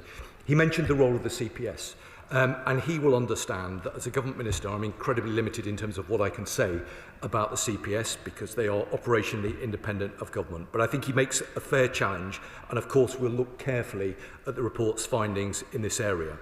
He also mentioned the National Security Act, and whilst I am not in any way complacent with regard to that legislation, I do think that we find ourselves in a much stronger position than was the case previously. But of course, we keep these matters under review, and along with colleagues across government, we are constantly seeking to assure ourselves that the legislative framework that is in place is fit for purpose and is appropriate. And I give him an absolute assurance that that is something that we take incredibly seriously. Finally, Madam Deputy Speaker, he mentioned the Deputy National Security Advisor. Let me take the opportunity again to pay tribute to him for the important work that he does. He is a dedicated public servant, and his contribution to our national security is immense. The government is grateful for his service, as I am sure is the whole House. But I'll look very carefully at the points that the Honourable Member has made, and we will make sure that they are properly reflected in the response he receives from the government. Shadow Chancellor of the Duchy of Lancaster. Thank you very much, Madam Deputy Speaker. I thank the Joint Committee for their work. Their report is a damning indictment of the government's handling of the China spy case. Not only has the investigation found, and I quote, serious systemic failures and deficiencies, it was, as the Honourable Gentleman just said, shambolic. It's found as well, surprise, surprise, that there was enough evidence to prosecute the alleged spies. The committee writes, in our view, it is plain that China posed a range of threats to the United Kingdom's national security. In our view, it is plain that, taken together, these amounted to a more general active threat to the United Kingdom's national security. Madam Deputy Speaker, the party opposite tried to blame the last government for the collapse of the case, but this investigation has exposed that that is plainly untrue. I was surprised to hear the Security Minister refer to the deficiencies of the 1911 Act. I draw his attention to paragraph 40 of the report. I think he probably should have read it before he came to this House. It was this government's incompetence which ultimately led to these two men not standing trial. And most worryingly, this report reminds us that there may be many more such cases. Indeed, why wouldn't there be if foreign spies believe they can act against this House with impunity and effective immunity? It is obvious that this government's not prepared to stand firm. Over the past few days, we've heard from the press, not from reports of this House, that the Prime Minister is about to sign off the mega Chinese embassy in London, despite major security concerns, and that he's preparing to travel to Beijing. Will he, I wonder, have the backbone to stand up for our interests whilst he is there? I will ask the Security Minister three very simple and straightforward questions. First, did the government provide the Joint Committee with the minutes of the 1st of September meeting chaired by the National Security Advisor? The minutes. If not, why not? Second, a number of ministers during the many debates we've had in this House appear to have made inaccurate and misleading statements on at least 6 occasions. Will the Minister ensure that corrections are made to Hansard so that the record is straight? And third, given that the Joint Committee has concluded from the evidence it was given that China is a general threat to the United Kingdom's national security, does the government agree? And if it does, how can it justify supporting the mega embassy? Before I call the Minister, can I make the point to both front benches now that in urgent questions, the Minister has 3 minutes to respond. The opposition front bench should have taken 2 minutes. As an advisory note to the Liberal Democrats, it's 1 minute. And can I commend the Honourable Member for Warwick and Leamington Spa for managing to stay well within his 2 minutes. Minister. Thank you, Madam Deputy Speaker. Madam Deputy Speaker, a few moments ago, I spoke of the careful consideration and appropriate scrutiny with which this matter deserves. And whilst many members of both houses and members of all parties on the Honourable Gentleman's Committee have adopted such an approach, I have to say that I am disappointed that the Honourable Member opposite continues to choose a different approach. He didn't seem to want to mention that much of the report refers to the time of his party in government. Now, some might have hoped that he would use his contribution today to show a bit of humility, both to the House and to those within our national security community, not least for some of the lowbrow political point scoring and baseless accusations we've heard over the past few weeks. Now, Madam Deputy Speaker, in the aftermath of the trial's collapse, some members opposite accused ministers, special advisers and civil servants of improper interference. This report makes clear that that was baseless and untrue. There were some who suggested that some of our most experienced and most dedicated national security experts set out to deliberately withhold information from prosecutors in order to placate the Chinese government. This report makes clear that that was baseless and untrue. There were some who suggested that their failure to update critical national security legislation was immaterial to the case that was being brought to trial. And this report makes clear that the root cause of the collapse was the years of dither and delay which left outdated, ineffective legislation on the statute book long after we knew that it did not protect our country from the modern threats that we face. Now, Madam Deputy Speaker, some members, not all members, some members opposite were all over the place on that legislation and were all over the place with regard to China, and some of them, Madam Deputy Speaker, sadly still are. Now, as the Prime Minister set out this week, we had the golden age of relations under David Cameron and George Osborne, which then flipped to an ice age that some still advocate. But no matter how much members opposite may wish it to be so, not engaging with China is no option at all. We have been clear that we will cooperate where we can, but always challenge where we must. Now, Madam Deputy Speaker, when we say that national security is the first priority of this government, we mean it. And since the trial's collapse, I've announced a comprehensive package which will help us tackle economic, academic, cyber and espionage threats which China presents. The report that the Honourable Member has referred to provides further useful thought on how we can best safeguard our national security, and the Government genuinely welcomes that constructive feedback.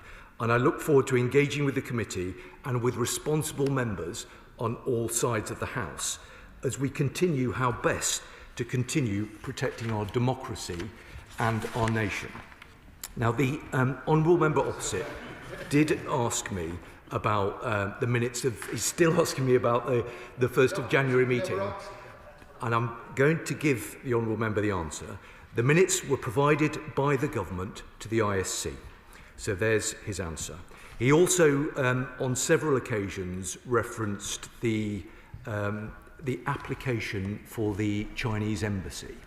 Let me say to him, for the sake of absolute crystal clarity, what the position is with regard to the embassy, and I think that that will be helpful to other members as well. As members will know, an independent planning decision will be made by the Secretary of State for Housing, Communities and Local Government by the 20th of January. Now, national security is the first duty of government, and it has been our core priority throughout this process. The Home Office and the Foreign Office provided views on the security implications of this bill throughout the process, and we have been clear that a decision should not have been taken until we had confirmed that those considerations had been resolved. The recent letter sent to MHCLG now confirms that all national security issues raised have been addressed. Should the planning decision be approved, The new embassy will replace the 7 different sites which currently comprise China's diplomatic estate in London. Derek Twig. Thank you, Madam Speaker. I think, Madam Speaker, many of us are still somewhat bemused by the fact, despite the 3 witness statements, that somehow the Crown Prosecution Service thought it couldn't go ahead with prosecution. But can I say to my right honourable friend, and I welcome much of what he's said, I think it would be very useful for my honourable friends, the Chair's questions and points before, if he would agree to come back to the committee after the government responds to the committee's recommendations and report, so we could hear sort of a clear timeline for the changes that rightly need to be made. Yeah. Well, I'm grateful to him. He will understand that there's nothing more I can add with regard to his first point about the CPS. In terms of his substantive point about engagement with committees of this House, let me give him that assurance. I genuinely welcome the constructive scrutiny, both of the committee that he sits on and of the Honourable Members Committee as well. I think that they provide a huge amount of value, and I give him an absolute assurance of our continued desire to cooperate closely with them. Liberal Democrat spokesperson Lisa Smart. Thank you very much indeed, Madam Deputy Speaker. The seriousness of the threat Beijing poses to our national security cannot be overstated. Any attempt from China to interfere in our democracy must be rooted out, and the government really should urgently implement the recommendations of the committee's report. The work that the National Security Advisor and his deputy are doing is vital to keeping our country safe, but the report is damning, and it describes aspects of the situation as shambolic. The Minister has previously mentioned his plans for new powers to counter foreign interference, and I'd be grateful if he could provide a timeline for their introduction. While I'm on my feet, Madam Deputy Speaker, I once again urge the Minister to place China on the enhanced tier of furs. And if he won't do that today, I wonder if he might give us a date in the diary, say, a week before the Prime Minister's visit to Beijing, which may well coincide with the date of an announcement on a planning permission for the mega embassy decision, and give it the clarity to the House that it deserves. Well, Madam Deputy Speaker, I'm very grateful to her for her serious attention to these matters. I hope that she would acknowledge that it's only a couple of weeks ago that I brought forward to this House a very significant package of measures designed specifically to counter the threats that we've been debating over a number of months now. And I hope that she would acknowledge that that was a very significant package of measures. But of course, we keep these matters under very close review. I'm certain that the government will want to bring forward further measures in due course. She raised the point about furs. As I've said to the House previously, there were members opposite who didn't think that we would introduce furs on time. We did introduce furs on time. I think it is a valuable tool and adds significant value to our capabilities with regard to our national security. But at the same time, we have to very carefully deliberate the addition of more countries onto the enhanced tier. We keep that under very close review, and I'd be very happy to discuss that matter with her further. Andy Slaughter. Thank you very much, Madam Deputy Speaker. The committee, of which I'm a member, approached this in a non-partisan way, and I agree with the Minister that it's a pity the opposition has not taken the same approach, particularly as it started on their watch. The strong impression I formed from the inquiry was that everyone thought they were doing the right thing, but in reality they were tiptoeing around the issues and staying in their own silos. Whether the Minister agrees with that analysis or not, what organisational lessons has he learnt that will prevent any repetition of this, in his own words, deeply disappointing outcome? Well, I'm grateful to him for his contribution today and his work on the committee, and I completely agree the premise of his point that the committee considered these matters in a non-partisan way. And I think that is precisely the right approach. That is the approach that I will always seek to undertake. And I know that the majority of members of this House will proceed in the same way. Now, he raised an entirely fair and reasonable challenge about the organisational lessons that have been learned as a consequence of this process. I think all ministers in this government and in the previous government should approach these kind of reports with a degree of humility. Undoubtedly, there are lessons that will need to be both identified, learned and implemented as a consequence of recent events. As I know he would expect, as would the House, I think the government needs to do that in a measured and considered way, and that is why I give him and his committee an absolute assurance that we will look at the detail of his report very closely indeed, and we will respond within the time frame that they have set us. Julian Lewis. Having previously read out the relevant section of the 1911 Official Secrets Act in this chamber, I am pleased that the report concludes that the decision not to prosecute under its terms flies in the face of common sense. What also flies in the case of common sense is the government's previous position that China poses a range of serious threats but does not constitute a threat itself. Is that still the government's position? Well, the Right Honourable Gentleman knows that I always listen assiduously to what he has to say, given the experience that he brings to this House. He will, I am certain, have looked very carefully at what the Prime Minister said in his Mansion House speech on Monday evening. But on the off chance that he hasn't yet had the opportunity to do that, let me tell him and the House the essence of what the Prime Minister said with regard to China, because he very clearly set out the government's approach. He said that China poses real national security threats to the United Kingdom, but it's time for a serious approach to reject the simplistic binary choice, neither golden age nor ice age. So our response will not be driven by fear nor softened by illusion. It will be grounded in strength, clarity and sober realism. I agree with the Prime Minister, and I suspect most sensible members of this House do as well. Meg Hillier.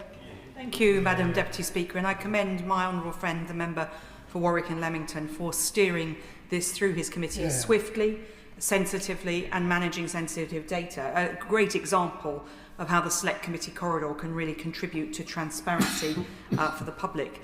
And I look forward to the government's response on this. On that point, though, there are areas of sensitive matters that are not covered by the existing scrutiny committees of this House. And I hope that the Minister would, on the basis of this example, be an advocate in government for the establishment of a new committee that can cover the sensitive matters that are not currently able to have oversight because of their sensitivity. Good point. Yeah. Well, I'm grateful to her, and I completely agree with her assessment of the work that the committee has done. She's right. It is a great example of the work of a select committee that has constructively contributed a very significant amount of useful information that the government will now consider in great detail. Her second point about the creation of another select committee, I think she will understand if I say that that is above my pay grade.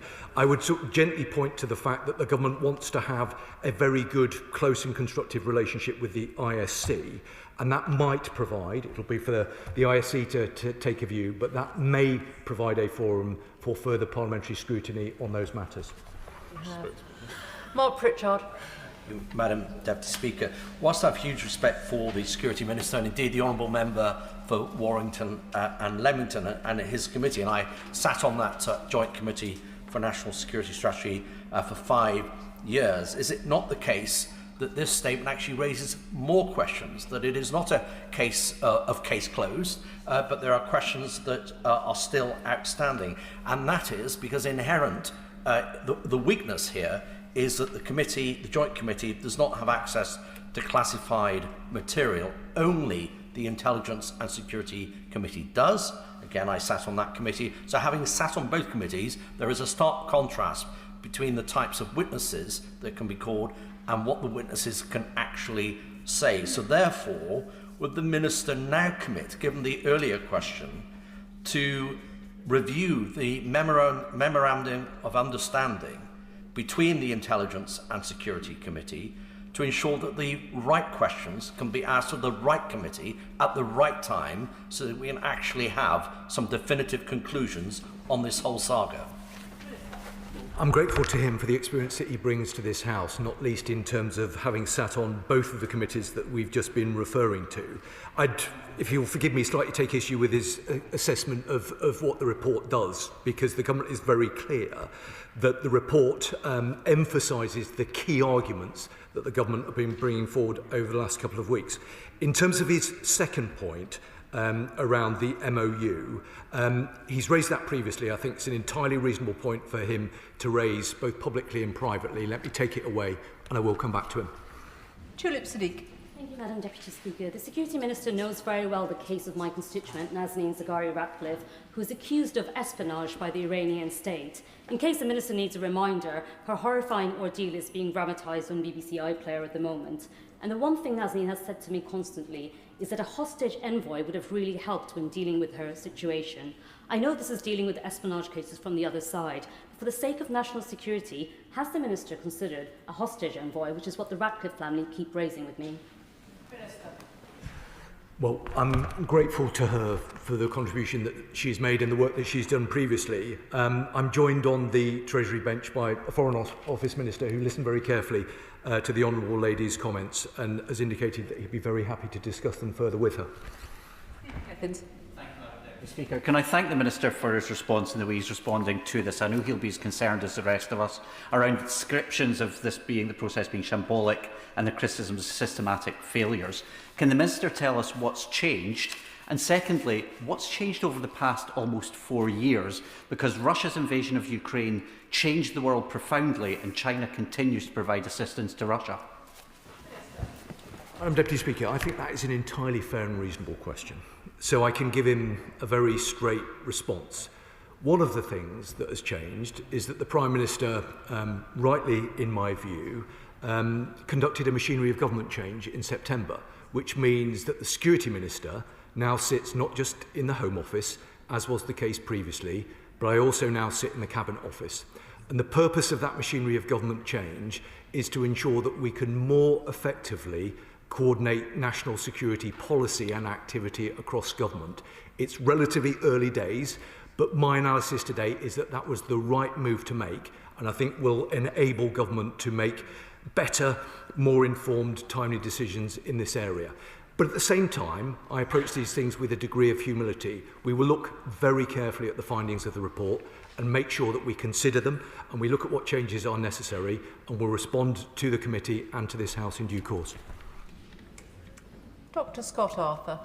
Thank you, Madam Deputy Speaker, and I do thank the Minister for his response today. I think throughout this affair he's remained calm and consistent in how he's answered what, let's be honest, have been smears at times from the benches opposite.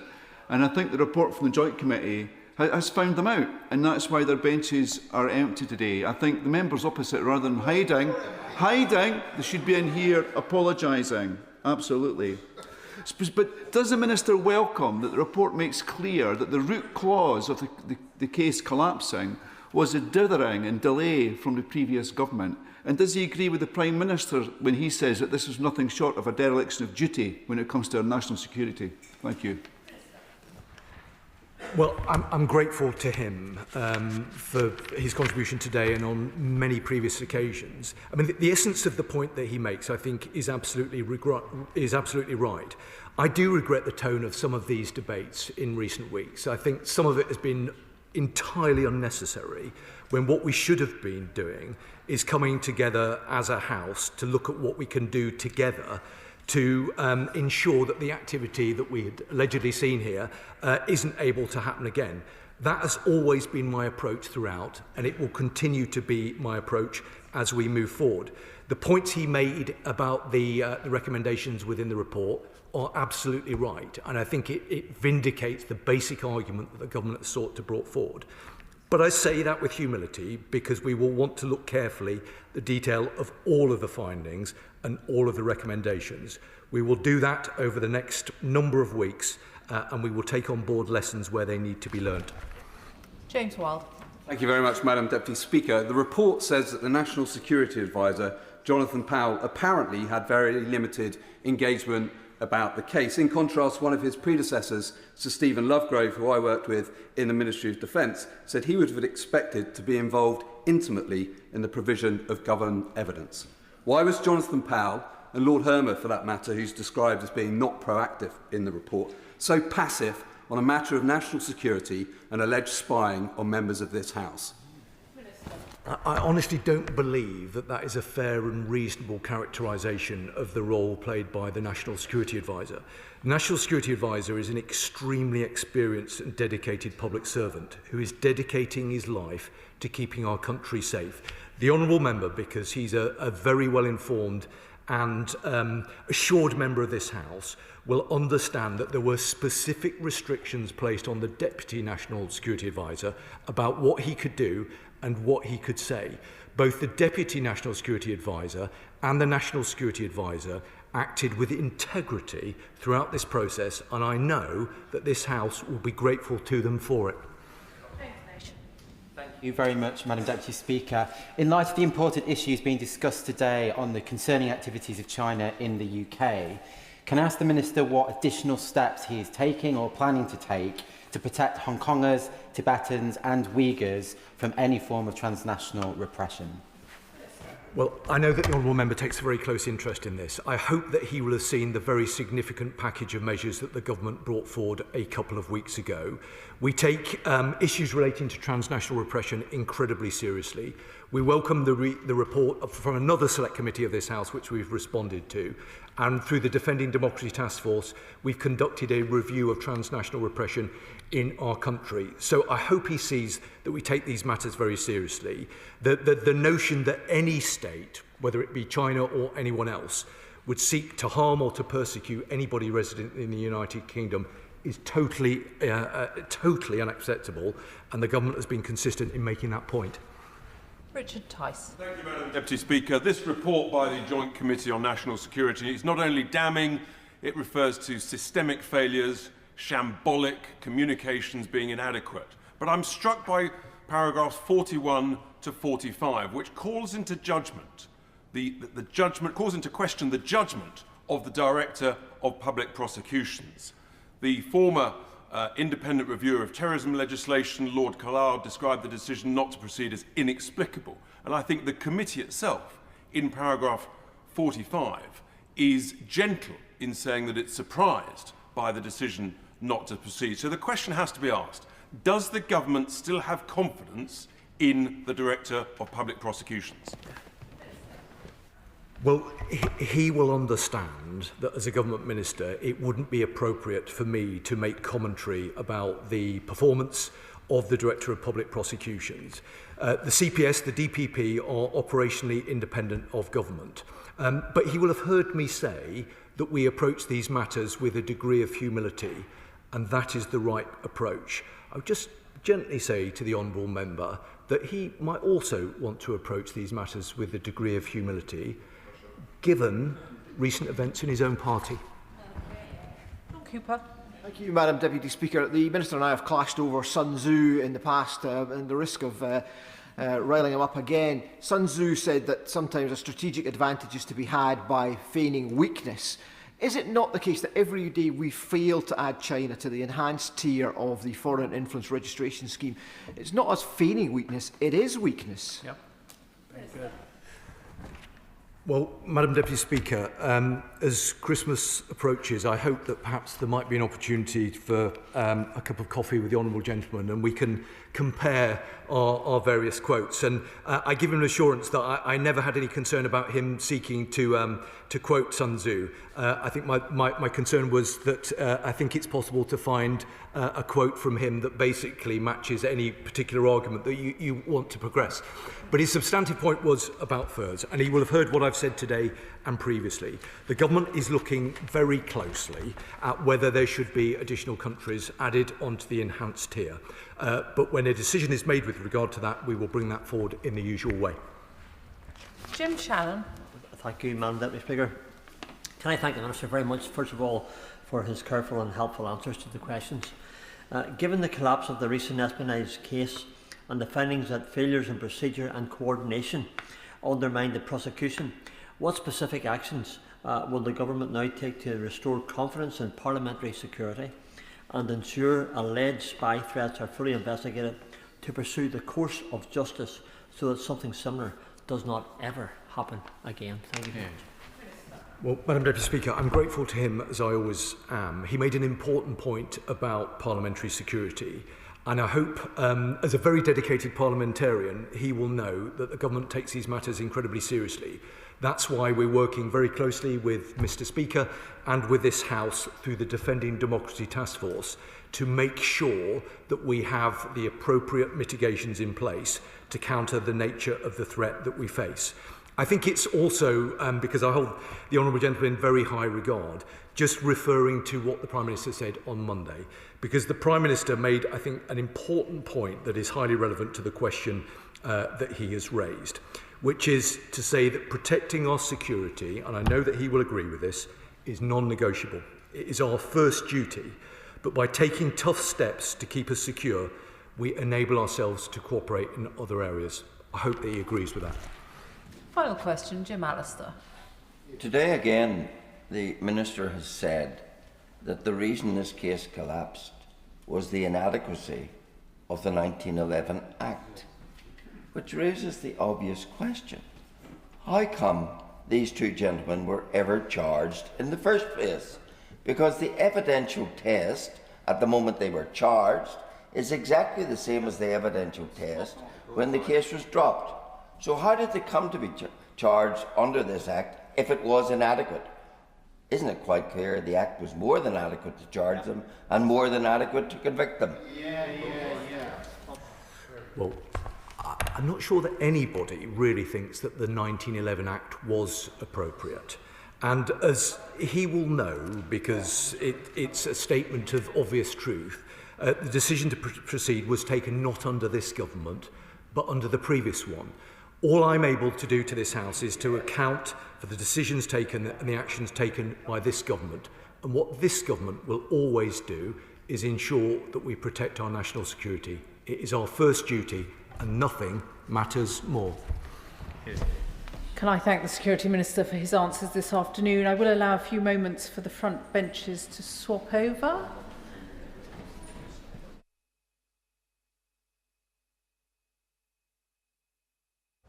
To the next business this afternoon, urgent question, Callum Miller.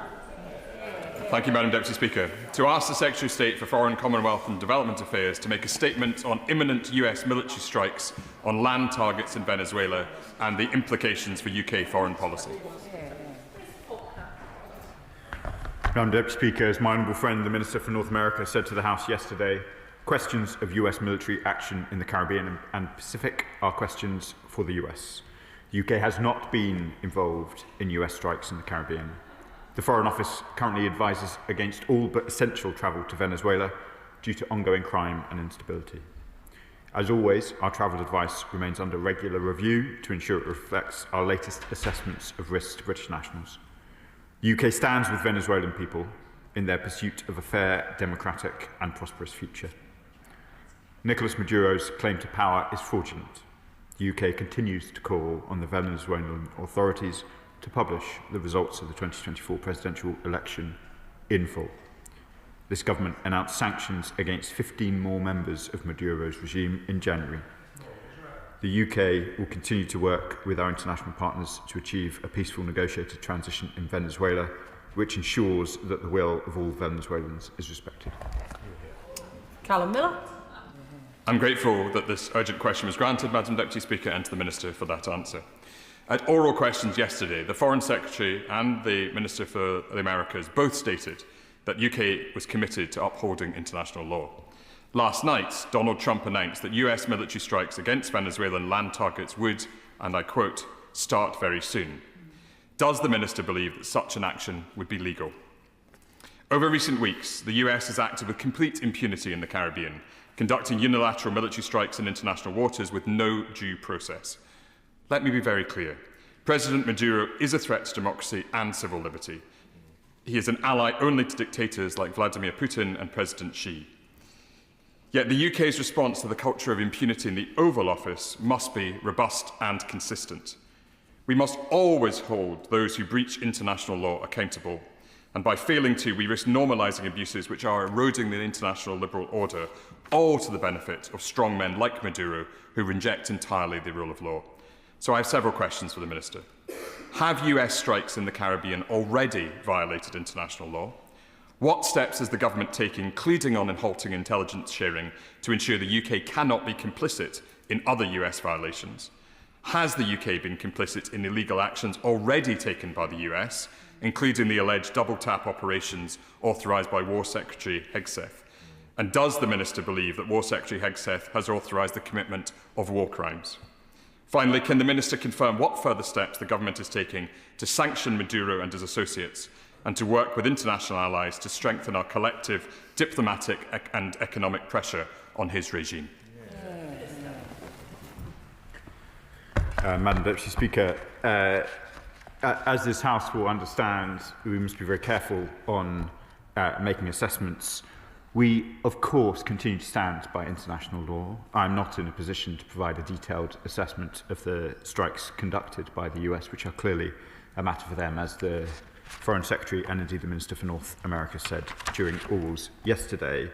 The Liberal Democrat spokesperson asks whether we were involved in the strikes. I confirm again, as we confirmed yesterday, that we were not. He will understand that I won't comment on intelligence matters from the dispatch box, and he asks about our policy towards Venezuela. It remains, as I set out, we do not accept the legitimacy of the current administration put in place by Nicolas Maduro, but we do maintain limited engagement with Venezuelan officials when necessary.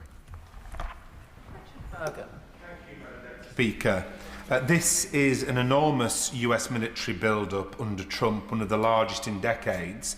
Retired US generals, along with US politicians, including Republicans, are warning that Trump's strikes off the coast of Venezuela are already violating international law. Yesterday, the government told me that no British troops are aboard the US warships near oil-rich Venezuela, despite reports to the contrary. But what is the government doing to try to stop Trump from taking this dangerous escalatory path, which he now says could include land strikes?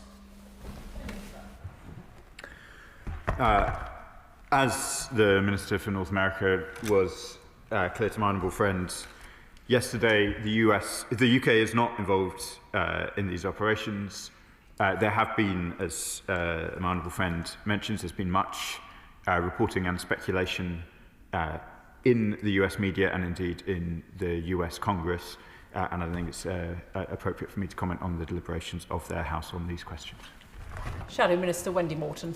Thank you, Madam Deputy Speaker. I'm grateful to the Honourable Member for Bicester and Woodstock for securing this urgent question. Venezuela may be 1,000 miles away, but instability there has a direct impact on the safety and prosperity of the British people here.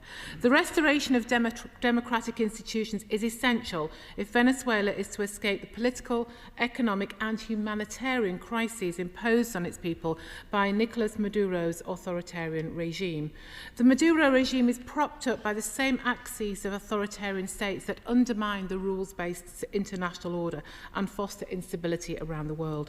We know the shocking level of smuggling that comes out of Venezuela, and at a moment when our allies appear to be taking quite decisive action, the world is watching how Britain responds. So I'd like to ask the Minister, what discussions are taking place with President Trump's administration about the objectives and scope of any imminent US military action, and what would be the implications for the wider UK-US defence partnership, particularly our joint counter-narcotics operations. The House will also expect clarity on how the government intends to hold the Maduro regime to account, what further diplomatic pressure, targeted sanctions and coordinated international action is the UK pursuing to support Venezuelans fighting for a peaceful democratic transition. Can the Minister also update the House on the government's position regarding Venezuela's provocation and aggression towards Guyana, the risks of escalation and the steps being taken with CARICOM partners? And finally, given the scale of organised crime linked to the regime, what additional measures are being deployed to disrupt drug flows, money laundering and criminal networks that threaten communities here in the UK? Our Interpol and our intelligence partnerships being fully leveraged, Britain cannot afford to be a bystander. The government must demonstrate clarity, conviction and leadership at this crucial moment. Thank you. I thank the Honourable Lady for the important questions. The US is, of course, the UK's principal defence and security partner. We have extensive discussions with them on a wide range of shared security objectives, including, of course, counter-narcotics. We're committed to fighting the scourge of drugs and organised crime, including with our partners in Latin America and the Caribbean. And we are, of course, continuing to work with our international partners to achieve a peaceful, negotiated transition in Venezuela, which ensures that the will of all Venezuelans is respected. Dr. Scott Arthur. Thank you, Madam Deputy Speaker. One of my guilty secrets is I like to listen to CNN in the evening. So I do know that people in the States are divided on this issue. Some may call it fake news, of course, yeah. But I'd be interested to know if, the Minister started by talking about sanctions. Have we assessed the impact of these sanctions on Venezuela? And what efforts are we making with civil society there to protect human rights? And I really respect the fact that we're not engaging with the way in which the United States is trying to deal with the drug trade there. But are we able to show leadership in the region by trying to restrict the drug trade in a way that definitely fits with international law? And when did he last speak to his counterpart in the States in an effort to reach a peaceful solution on this issue? Thank you, Madam Deputy Speaker. On my honourable friend's last question, I understand that the Foreign Secretary has been in discussions with her US counterparts in recent days on these questions. He asks an important question about civil society. We strongly condemn the ongoing repression against civil society and members of the opposition in Venezuela, and we continue to call for the unconditional release of those arbitrarily detained, including members of civil society and independent media, such as through the UK published statement to the Human Rights Council in its most recent session. Sir Julian Lewis. President Trump would no doubt argue that there's a parallel between this situation and George Bush Sr.'s invasion of Panama in late 1989. But does the Minister agree with me that it will be interesting to see what sort of outcry there is if something like this goes ahead from either Russia or China? And if there isn't, would that not suggest that there's some sort of understanding between these three major powers that they each leave each other to get on with, shall we say, unilateral actions within what they regard as their own spheres of influence? The honourable gentleman is learned and offers the opportunity both to make historical comparisons and comment on the conduct of other powers. I'll avoid the temptation on both. Clearly, the British position is international law is vital, counter-narcotics action is important, and we support both. James McCleary. Nicolas Maduro's presidency clearly has no legitimacy after he was so roundly defeated in last year's elections and has continued to refuse to release any evidence to show that he was victorious as he claims. However, does the Minister agree with me that the presidency of Venezuela is a decision for the Venezuelan people to make in a peaceful, democratic way supported by the international community, not a decision for the US President to make under threat of military force? Madam Deputy Speaker, I'm grateful to the honourable gentleman for providing an opportunity to provide slightly fuller commentary. The UK is clear. The outcome of the 2024 presidential elections in Venezuela was neither free nor fair, and therefore Nicolas Maduro's claim to power is fraudulent. The National Electoral Council of Venezuela has not yet published the results of the elections. However, results published by the opposition appear to show Edmundo Gonzalez securing the most votes in the presidential election by a significant margin. Clearly, proper process and a free and fair election is the way to determine the leadership in Venezuela. Andrew Murison. Thank you, Madam Deputy Speaker. On data sharing with our allies, does the Minister agree that both SIGINT and HUMINT isn't pick and mix when it comes to the Five Eyes community? And will he assure the House that we will continue to provide the information that the US needs in order to deal with Venezuelan cocaine, most of which lands up in Europe? And I need not remind the Minister that deaths in this country were up by a third in 2022, 2023. And will he ensure that we do not apply an overly loyally approach in our dealings with an ally that is doing its best to tackle the scourge of drugs in the US and in the rest of Europe, in particular on the streets of Britain? Minister. I thank the honourable gentleman, my predecessor, for the question. We stand by the principles of international law. I won't provide a detailed commentary, obviously, on intelligence matters, but I will say that the Five Eyes remains a vital, vibrant and free-flowing intelligence sharing arrangement which allows us to tackle a range of threats, including the illegal drug trade, which is having such an impact, obviously, in America, but here too in the UK, and I see it in my own constituency, as I know many others will across the House. Stephen Giffins. Thank you, Madam Deputy Speaker. Nicolas Maduro is no respecter of the international rules-based system, but we must be. We don't want to see chaos in Latin America, but we're seeing the biggest military build-up in the Caribbean since the Cuban Missile Crisis, the biggest US military build-up since the war in Iraq. What lessons would the Minister draw from previous regime change that the UK government had been involved, and what advice would he give to his US counterparts? Again, Madam Deputy Speaker, tempting to indulge in some historical analysis, but mostly the advice that we give to our friends and allies, we would do so privately. Clearly, it is important that the rights of Venezuelans to free and fair elections are respected in the way that I outlined in the previous answer to the Liberal Democrats. Mark Pritchard. Thank you, Madam Deputy Speaker. There's a bit of a history lesson today, so let me continue if I may. Of course, President Reagan had his famous wobble over the Falkland Islands, and I think eventually came to the right decision supporting the UK at that time. But of course, how we liaise with the United States as their closest ally, certainly in our eyes, we're their closest ally. Whether it's the other way around, let's wait and see.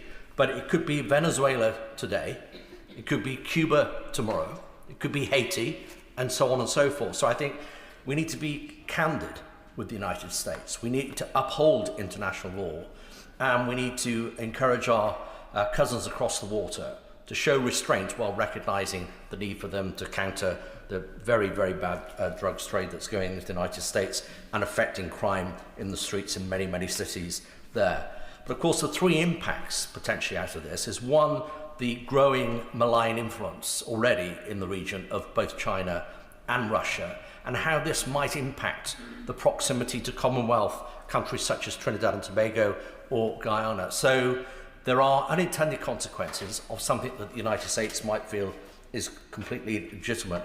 And of course, finally, is the issue of, does it legitimise Putin's actions in Ukraine? Madam Secretary, I'm grateful for the experience the honourable member brings to these questions. I want to be absolutely clear about the preeminent role of international law and how important that is to this government, and that the actions that we take, and those are of course points that we make to our allies as well. Edward Murillo. Mr. Speaker, I would just say to the honourable member for New Forest East, I suspect he grants President Trump far too much credit in understanding the Monroe Doctrine, but that's an aside. To the Minister, what legal advice has the government received or obtained in regard to the legality or possible legal implications of support for the US, albeit through intelligence sharing for any potential strikes on Venezuela? Madam Deputy Speaker, as the House will know, ministers receive legal advice on a range of matters relating to foreign policy, and that advice is subject to legal professional privilege. Jeremy Corbyn. Thank you, Madam Deputy Speaker, and I compliment the member for Bicester and Woodstock on getting this urgent question today. Could the Minister be very clear? What the US is doing is illegal in bombing vessels at sea, in both international waters and potentially in territorial waters. The harassment of Trinidadian fishing communities likewise, and the now threat of bombardment on the Venezuelan mainland is completely illegal within all sections of international law. Has the British government made any representations to the US on this? And what role did the British government play at the United Nations in the discussions about this? And does he accept this is an incredibly dangerous massive build-up of military force in the Caribbean that can only be dangerous, not just to the people of Venezuela, but the people of every other country and island within the region. Surely there should be some move towards peace rather than allowing this military confrontation to develop. Thank you, Madam Deputy Speaker, and the Right Honourable Gentleman brings considerable experience of Latin American issues to this House. On the legal position, I don't think I have very much more to add. Clearly, there has been extensive reporting over the last few days of some specific US strikes. I want to reiterate to the Right Honourable Gentleman that they were not strikes in which the UK had any role, so we're not in a position to provide the fuller explanation that we would had we been involved, which we were not. And on his wider question about his views about build-up in the region, I think the House has heard them. Martin Wrigley. Thank you, Madam Deputy Speaker. I thank the Minister for his answers so far. Can I just reiterate on the legality of the US bombing ships that are simply accused of carrying drugs? And is the Minister willing to actually say whether he thinks that is legal or not legal in international waters? I want to be absolutely clear, Madam Deputy Speaker, the UK government stands behind international law in relation both to the law of the sea and international humanitarian law. In every forum, that is what we will stand for. I'm not in a position to make assessments on individual strikes for the reasons that I've set out, but I want to once again underline our position in relation both to IHL and the law of the sea. Final question, Jim Shannon. Thank you, Madam Deputy Speaker. Can I thank the Minister very much for his careful and thoughtful answers on an issue that concerns us greatly. Given the widespread concern about the potential for civilian casualties from these strikes near Venezuela, what assessment has been made to ensure that UK cooperation in the region does not in any way contribute to harm to civilians and remains fully consistent with our human rights obligations? Thank you. As ever, Madam Deputy Speaker, the Honourable Gentleman asks an important question in a courteous way. The prospects for the people of Venezuela must be at the heart of our deliberations.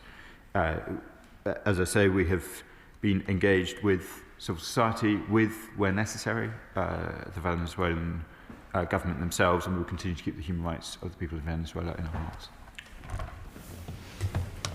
Can I thank the Minister for his responses this afternoon? I'll just allow the front bench to swap over.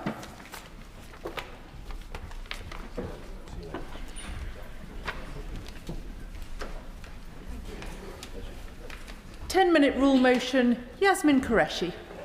Thank you, Madam Deputy Speaker. I beg to move that leave be given to bring in a bill to make provision about the maximum noise level of fireworks which may be sold to the public, to require that the specified information about noise level is included on labelling and in the sales information for fireworks, to require the Secretary of State to review the impact of firework noises on the welfare of veterans, neurodivergent people, people with certain medical conditions, and animals.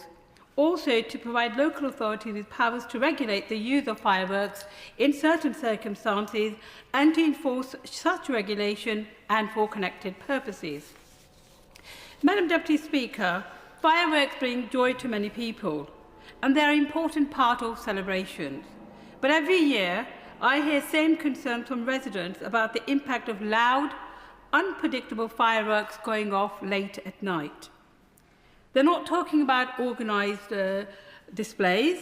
They mean sudden explosions in residential streets at 11 o'clock, midnight or later. These bangs start with children, frighten older people, distress pets and livestock, and overwhelm people with managing health conditions or traumas. The same group feels that the most: children with sensory needs, older residents living alone, people with anxiety or heart conditions, and animals as well. At the moment, there's very little anyone can do about it. Council received the complaints, but have no power to act. The police understandably focus on more urgent priorities, and fireworks are often sold without clear information on how loud they are. This bill hopes to close those gaps in a very simple, fair and proportionate way. Madam Deputy Speaker, the public is ahead of us on this. Polling shows that 85% of people want stronger rules on fireworks. Almost half want private backyard displays banned, and a further third want tighter restrictions. This is not a new concern. Over the years, Parliament's petition system has received hundreds of thousands of signatures calling for an action. Talking about family cases, one family told me that their autistic son becomes extremely distressed by unexpected fireworks. He screams, hides, and cannot settle for hours. They want him to enjoy celebrations like any other child, but these unpredictable late-night fireworks make evenings frightening rather than joyful. Another constituent, a lady who, in her 70s who lives alone, said loud fireworks at night make her feel as if she's in a war zone. She asked, quite reasonably, why can't we do something about the loud ones? Research shows what we and the residents want to, which is the problem is not the organised displays, because people can prepare for those.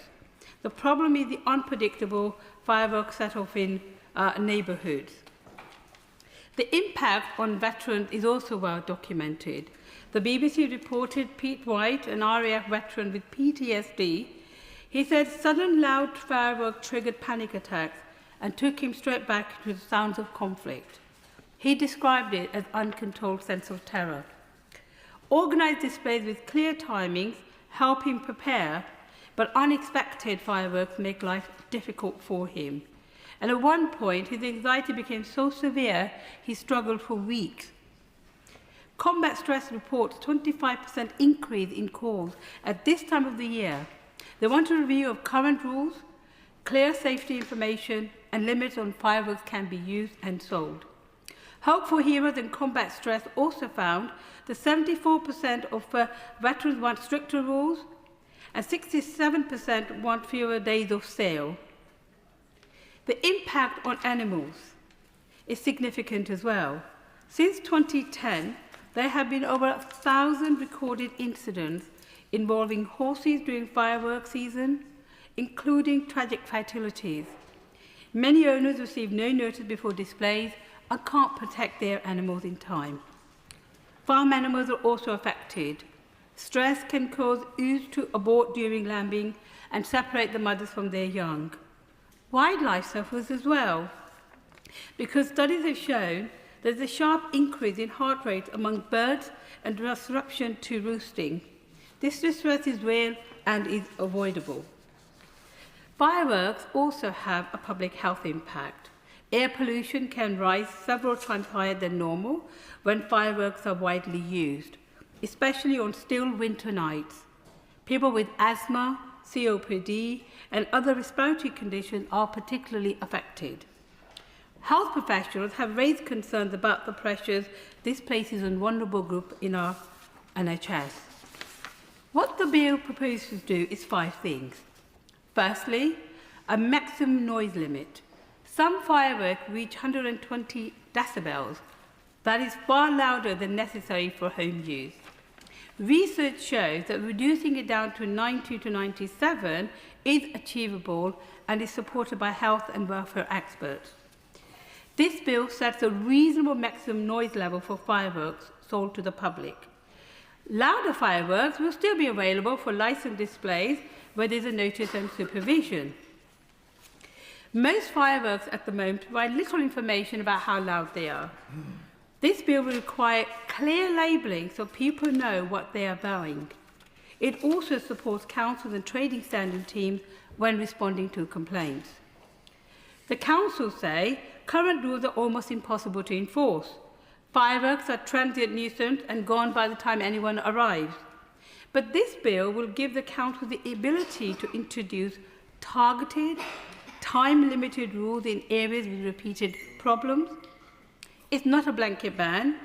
It builds on tools councils already use for noise and antisocial behaviour. It lets the councils respond directly to their communities.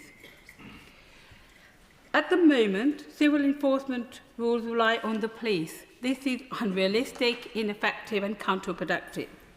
This bill will give the council the powers to issue civil penalties, similar to how they deal with littering, fly tipping and environmental noise. It is practical, proportionate and fair. The bill also requires the Secretary of State to review the impact of firework noise on veterans, neurodivergent people, people with certain medical conditions and animals. This ensures future policies based on proper evidence. Colleagues have brought forward important proposals before. My honourable friend, the member for Bedford South, one of the deputy speakers, has focused on noise limits. My honourable friend, the member for Luton North, has focused on sales and licensing. This bill is a bit different. It focuses on community impact, late-night misuse, unpredictability, and, more importantly, council powers. These approaches complement each other, and this bill fills the missing part. In conclusion, I'm not a party pooper. I don't want to ban fireworks. I want the celebrations to continue.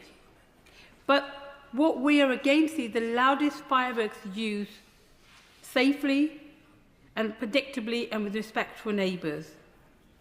They want their families, pets and vulnerable neighbours to feel safe in their homes.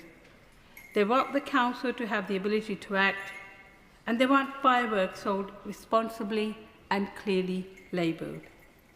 This bill offers a balanced, practical and a way forward. I commend it to the House. The question is that the honourable member have leave to bring in the bill. As many as are of that opinion say aye. Aye. Of the contrary, no. I think the ayes have it. The ayes have it. Who will prepare and bring in the bill? Jim McMahon, Sarah Champion, Debbie Abrahams, Liz Saville-Roberts, Emma Lovell-Buck, Jamie Stone, Nadia Whitmore, Tan Dessy, Chris Law, Imran Hussain, Alex Sobel and myself, Madam Deputy Speaker. Yasmin Qureshi.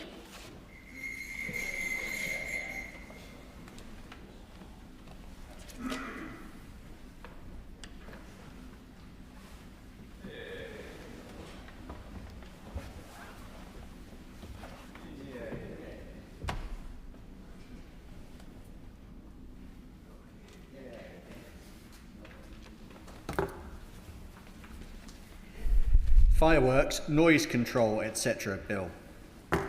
Second reading what day? 26th of January 2026. 26th of January 2026.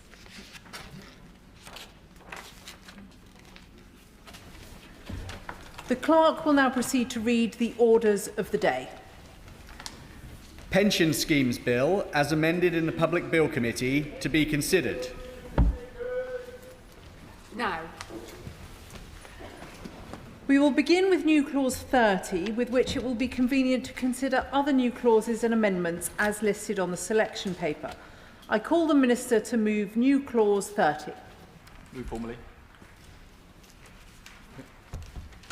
Thank you, Madam Deputy Speaker. And can I start by thanking all honourable members for their valuable contributions during the passage of the bill to date. In particular, members of the Public Bill Committee who offered line-by-line scrutiny. They have challenged the government but always done so constructively, including the Shadow Economic Secretary, the member for Wyre Forest, who is not with us today. And I think that reflects what is a broad consensus across this House that the Pension Schemes Bill is an important piece of legislation, and it is a consensus that I am very grateful for. The same consensus underpinned the introduction of automatic enrolment under the previous government. Madam Deputy Speaker, it is exactly because we as legislators have more than gently nudged people into pension savings that the bill's most fundamental job is to drive up returns on those savings. The case for this focus is clear. Those retiring in 2050 are currently set to do so with lower private pension income than those retiring today. The bill also recognises that with the second largest pension system in the world, pensions matter not just to deliver an income in retirement, but for the whole economy as the largest source of domestic capital. With those goals in mind, this bill builds a solid foundation on which we can build, not least via the Pension Commission over the next year, exactly as several honourable members called for at the second reading debate. Madam Deputy Speaker, now turning to the amendments that the Government has brought forward. The vast majority of these are minor technical amendments. There are two substantial areas that I would like to dwell on. The first is on pre-97 indexation within the Pension Protection Fund and the Financial Assistance Scheme. Madam Deputy Speaker, the PPF was one of the most important legacies of the last Labour government. But all of us have heard about the challenges that the lack of indexation of compensation related to pre-1997 pensions has caused. And I am grateful for the time that affected pensioners have given me in discussing their experiences directly. I have listened carefully to them and to honourable members who have kept attention on this issue. I want to particularly acknowledge the contribution of the honourable member for Oldham East and Saddleworth and her committee, as well as my honourable friend from Basingstoke and the honourable member for Aberdeen North who raised this matter in the Bill Committee. I'm also grateful to honourable members for Didcot and Wantage, Caerphilly, Torbay, Poole and Belfast South and Mid Down for their proposed new clauses and amendments related to this matter today. Of course. Ollie Glover. I thank the Minister for giving way, and I welcome the fact that the Government is bringing these amendments to strengthen the Pension Protection Fund arrangements. However, that will be of little use to those such as the AEAT pension campaigners, about whom I've met the Minister before, who, despite many Select Committee reports and National Audit Office finding were badly advised by past governments, have not been given a route to redress. So can I invite the Minister to reconsider his past decision on that and consider new Clause 1 that has been tabled as an amendment this afternoon? I thank the honourable member for his question. I don't agree with the premise because I think that members of the scheme he mentions will benefit from the improvement in pre-1997 indexation within the PPF, albeit I'm sure they would rather not be within the PPF itself, and that applies to most people who have fallen into it. But all I would gently say is that the change we're introducing was refused by Liberal Democrat pension ministers during the coalition government. So this is a big step forward and it will make a difference to others. I'm grateful to the Minister for giving way. I'm delighted at the news and the announcement made by the Chancellor last week in the budget, having had decades of Tory governments divvying and delaying while pensioners lost out. I think it's a great sign of what this Labour government is delivering in terms of pensions. But could the Minister just confirm how much or by what amount those affected are likely to benefit from the changes that he's incorporating into this bill? Minister. I thank my honourable member friend for his question, and he's been a powerful campaigner on this issue in the run-up to the budget. And he brings me on to my next point, because we aren't just listening, we are acting, and we are tabling new clauses 31 to 33 and Government Amendments 87 to introduce prospective indexation of Pension Protection Fund and the Financial Assistance Scheme payments that relate to pensions built up before the 6th of April 1997. And directly to his question, these will be CPI-linked, capped at 2.5%, and apply to members whose former schemes provided for such such increases. And I want to thank the Pension Protection Fund too for their support on this measure and for its implementation, which rests with them. This issue has been long-running, of course. The honourable gentleman for giving way. I've been contacted by many Surrey Heath constituents who worked for very often large American companies such as Atos, whose companies are refusing to offer that uplift from pre-1997. And from what I understand, those pensioners fall outside both the PPF and the FAS schemes. Is there any reassurance that the Minister can offer to those pensioners today to explain how they are going to continue to survive into the future with such diminishing returns from the pensions that they paid into?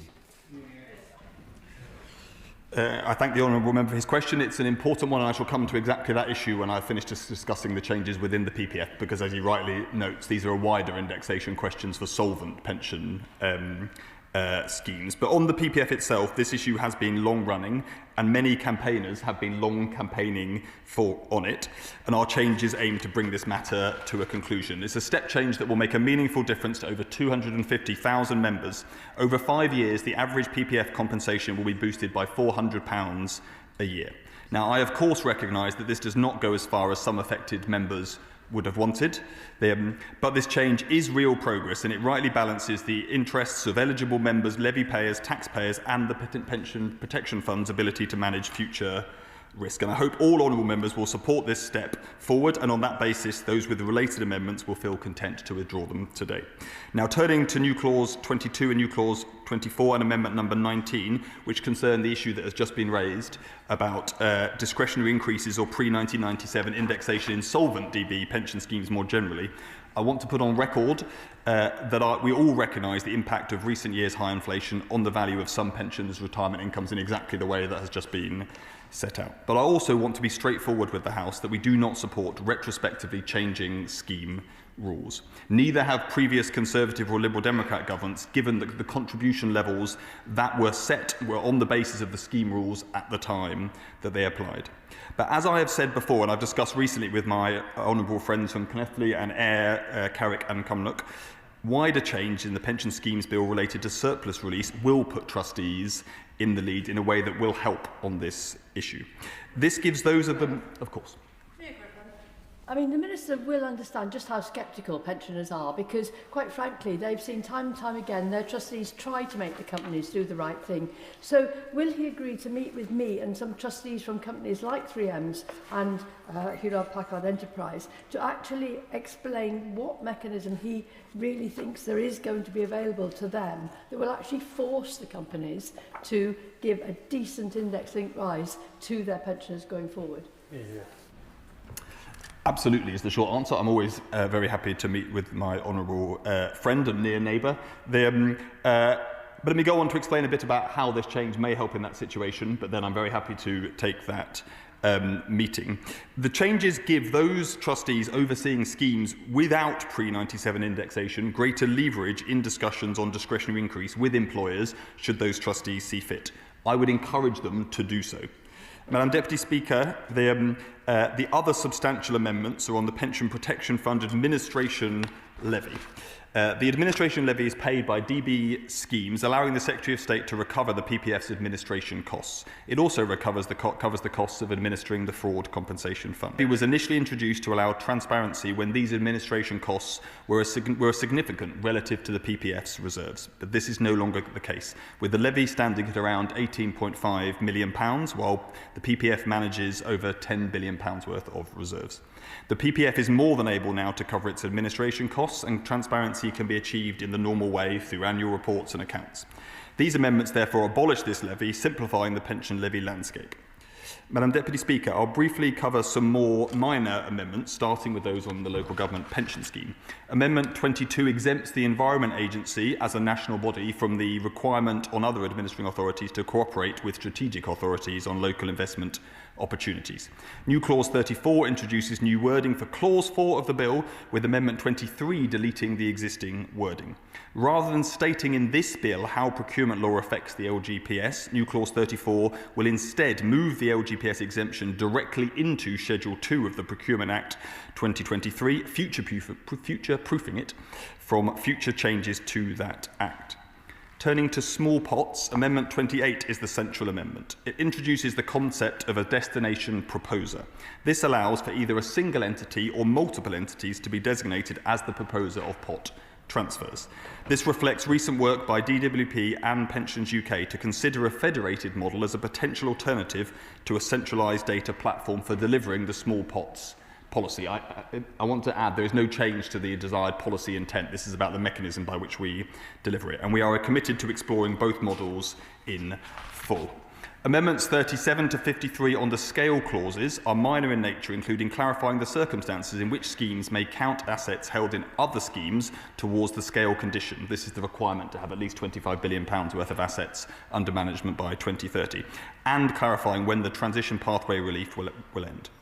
On guided retirements, Amendment 54 simply removes a redundant interpretation provision. Government Amendments 55 to 86 relate to clauses 100 and 107 of the bill. These relate to the validity of certain alterations to salary-related contracted-out pension schemes, what's more often referred to as the Virgin Media case.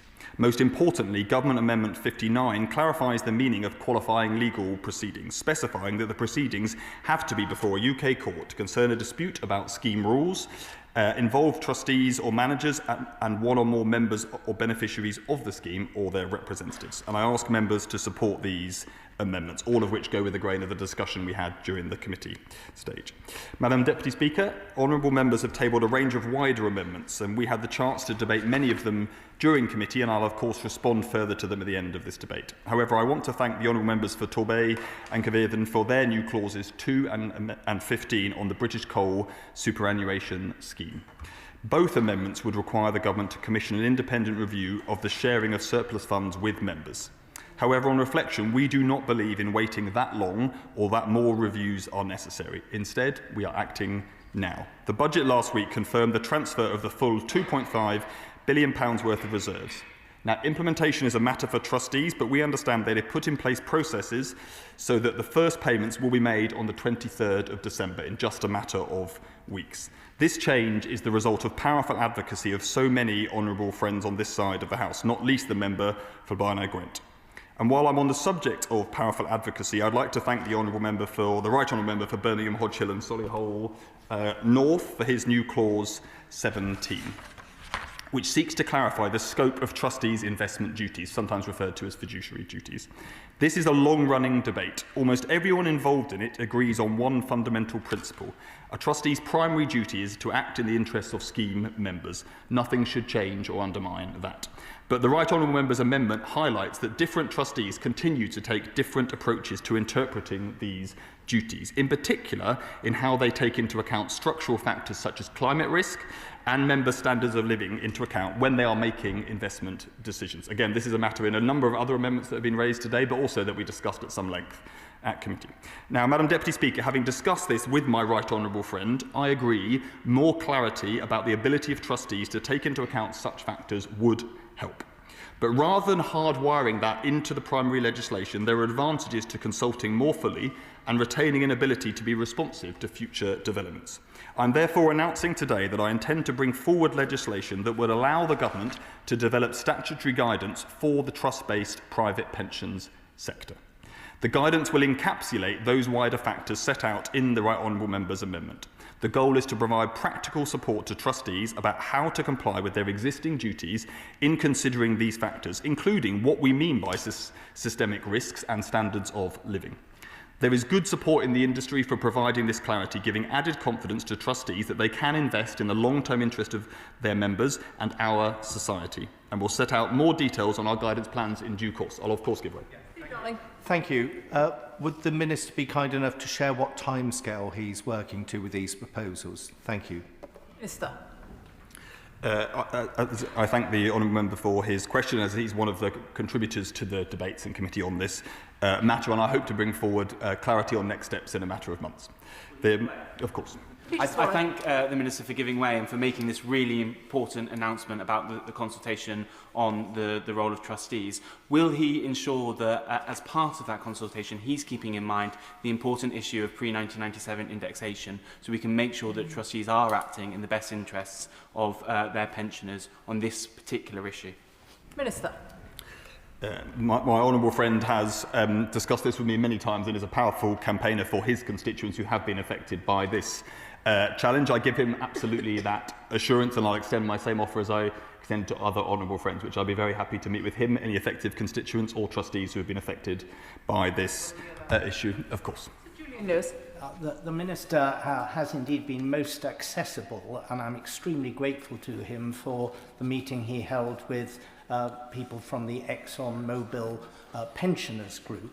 I'm still being lobbied very hard by ExxonMobil pensioners who are concerned that whereas changes introduced in the budget will benefit members of PPF schemes and FAS schemes, the private defined benefit scheme members will not benefit.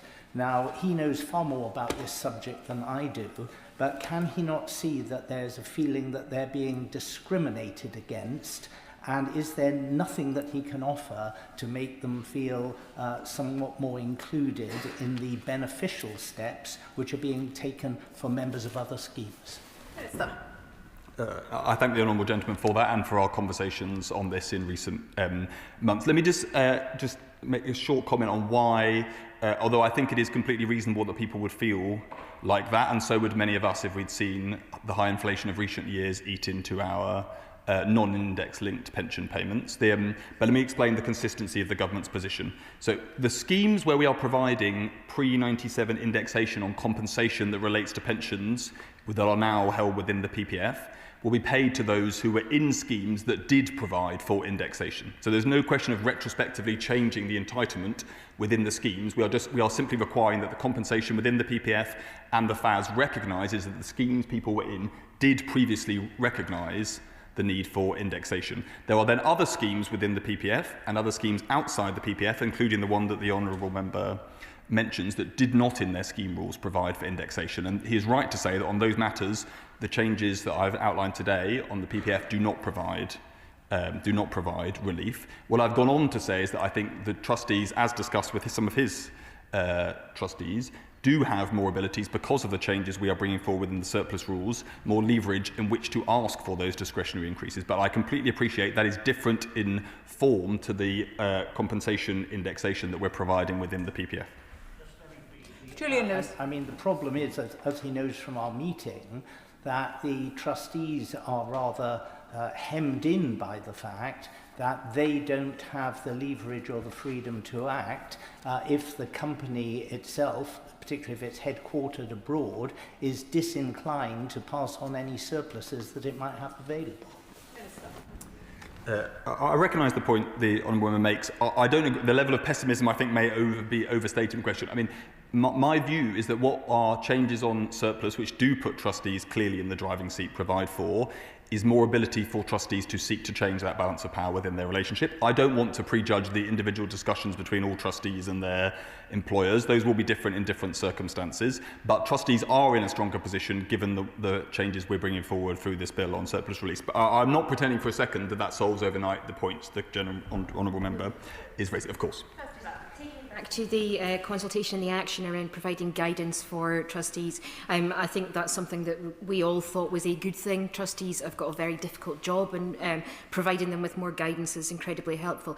In terms of laying out a timeline for this consultation that will take place and the following legislation that will arise from that, if he could as soon as possible provide us with some sort of roadmap for what that looks like, particularly if it's going to be primary or secondary legislation when it comes back to the House, then that would be incredibly helpful. Minister.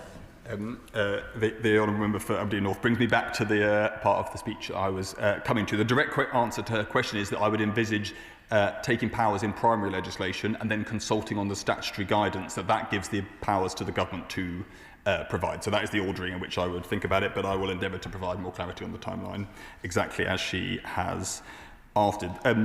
As I said before, I think there is good support across the industry. I've heard calls for this actually long before I was the Pensions Minister. And I think it's time that we do get on with setting out more details and providing that clarity to trustees so that rather than debating whether or not trustees have the ability to invest with these longer-term structural systemic factors in mind, they can get on with doing it if they so wish. And I should say this is about giving trustees the ability to, not specifying that they must. Now, Madam Deputy Speaker, I hope that provides a useful setting of the scene for today's debate. Let me close my opening remarks by reiterating my thanks to everyone that has engaged with the Pension Schemes Bill so far, and I look forward to hearing honourable members' further contributions this afternoon.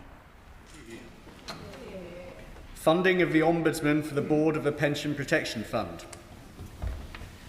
The question is that new clause 30 be read a second time. Shadow Minister James Wilde.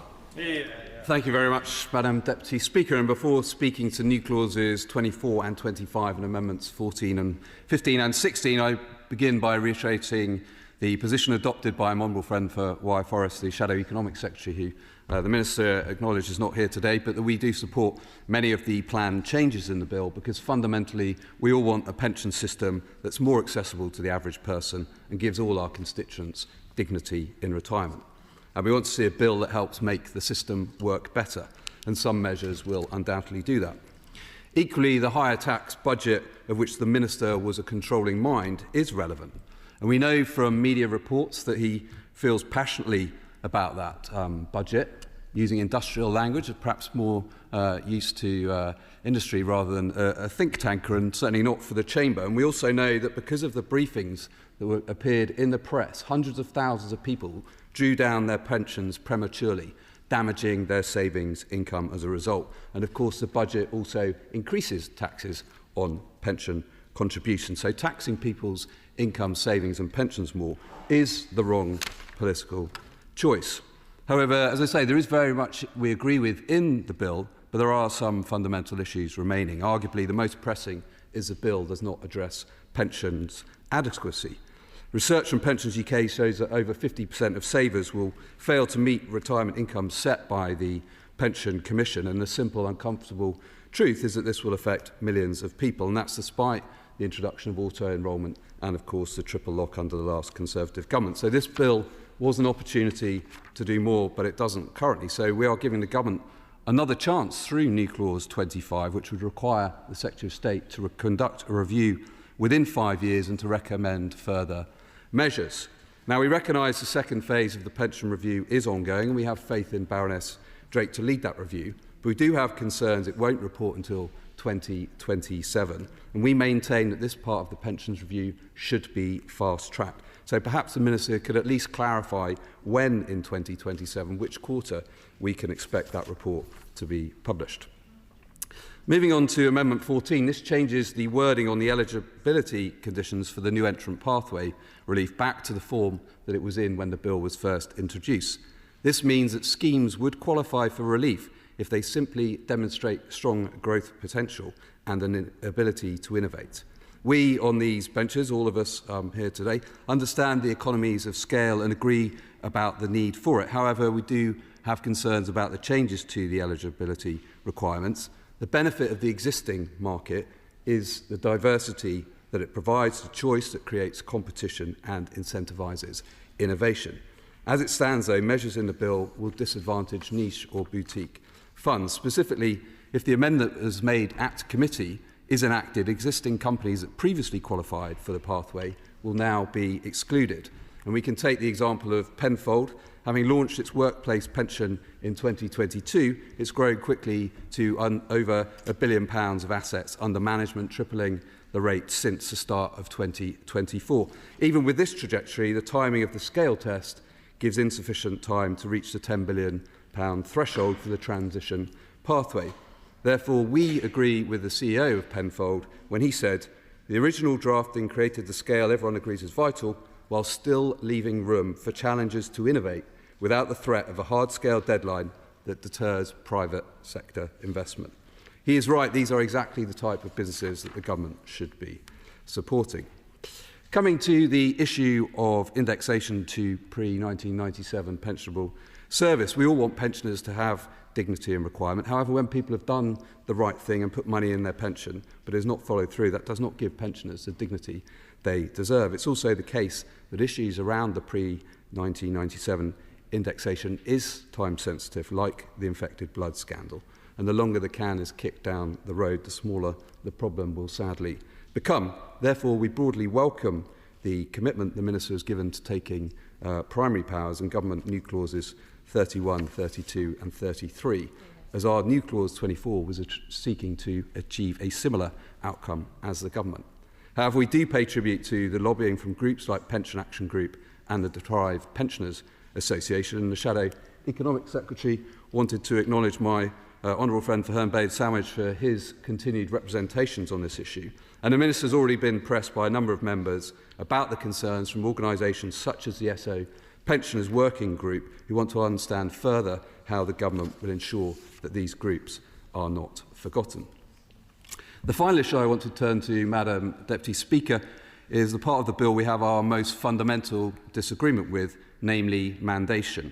Amendment 15 would prevent the use of the reserved mandation powers until the government produces a report on the reasons why the powers are needed, the effect of the use of such powers, and resolves any issues raised in that report. It simply asks the government to undertake an analysis of the barriers pension funds are facing, rather than rushing to use mandation is perfectly reasonable. And Amendment 16 would remove the power altogether. So let's be in no doubt, this is a bad policy. First, it goes against the fiduciary duty of trustees to act in the best interests of savers. As the Minister has said many times, better returns for members are what is most important, and we agree with that. So how does forcing pension funds to invest into what the government wants them to invest in guarantee the best return for those members? Governments, particularly, but not uniquely this one, don't always know best. and it certainly doesn't know better than the professionals. Secondly, currently trustees and fund managers bear a legal responsibility to protect and grow these savings. If mandated investments fail, who would be accountable for the losses? And thirdly, this measure risks politicising the process. The role of trustees is to secure the best return for members, not follow political whims. This is taxpayers' hard-earned savings, not the government's. And the government's already secured a commitment from industry to invest more into the UK, which we would support through the Mansion House Accord. But you only have to look at comments from the ABI, the Pension Management Institute, Aviva, the Society for the Pensions Professionals, and many others to see they oppose this mandation power. Industry doesn't agree with the approach the government's taken, and neither do we, which is why in committee we voted against these powers and why we intend to move our amendments today. To conclude, Madam Deputy Speaker, there is much agreement on the bill. However, there are important issues still to be addressed, especially around that reserve mandation power. It's fundamentally wrong, and I urge the Minister to listen to industry and to back our amendments. Thank you. Dame Neil Griffith. Thank you very much indeed, Madam Deputy Speaker. And I rise to speak to my amendment, which is number new clause 22 on the order paper.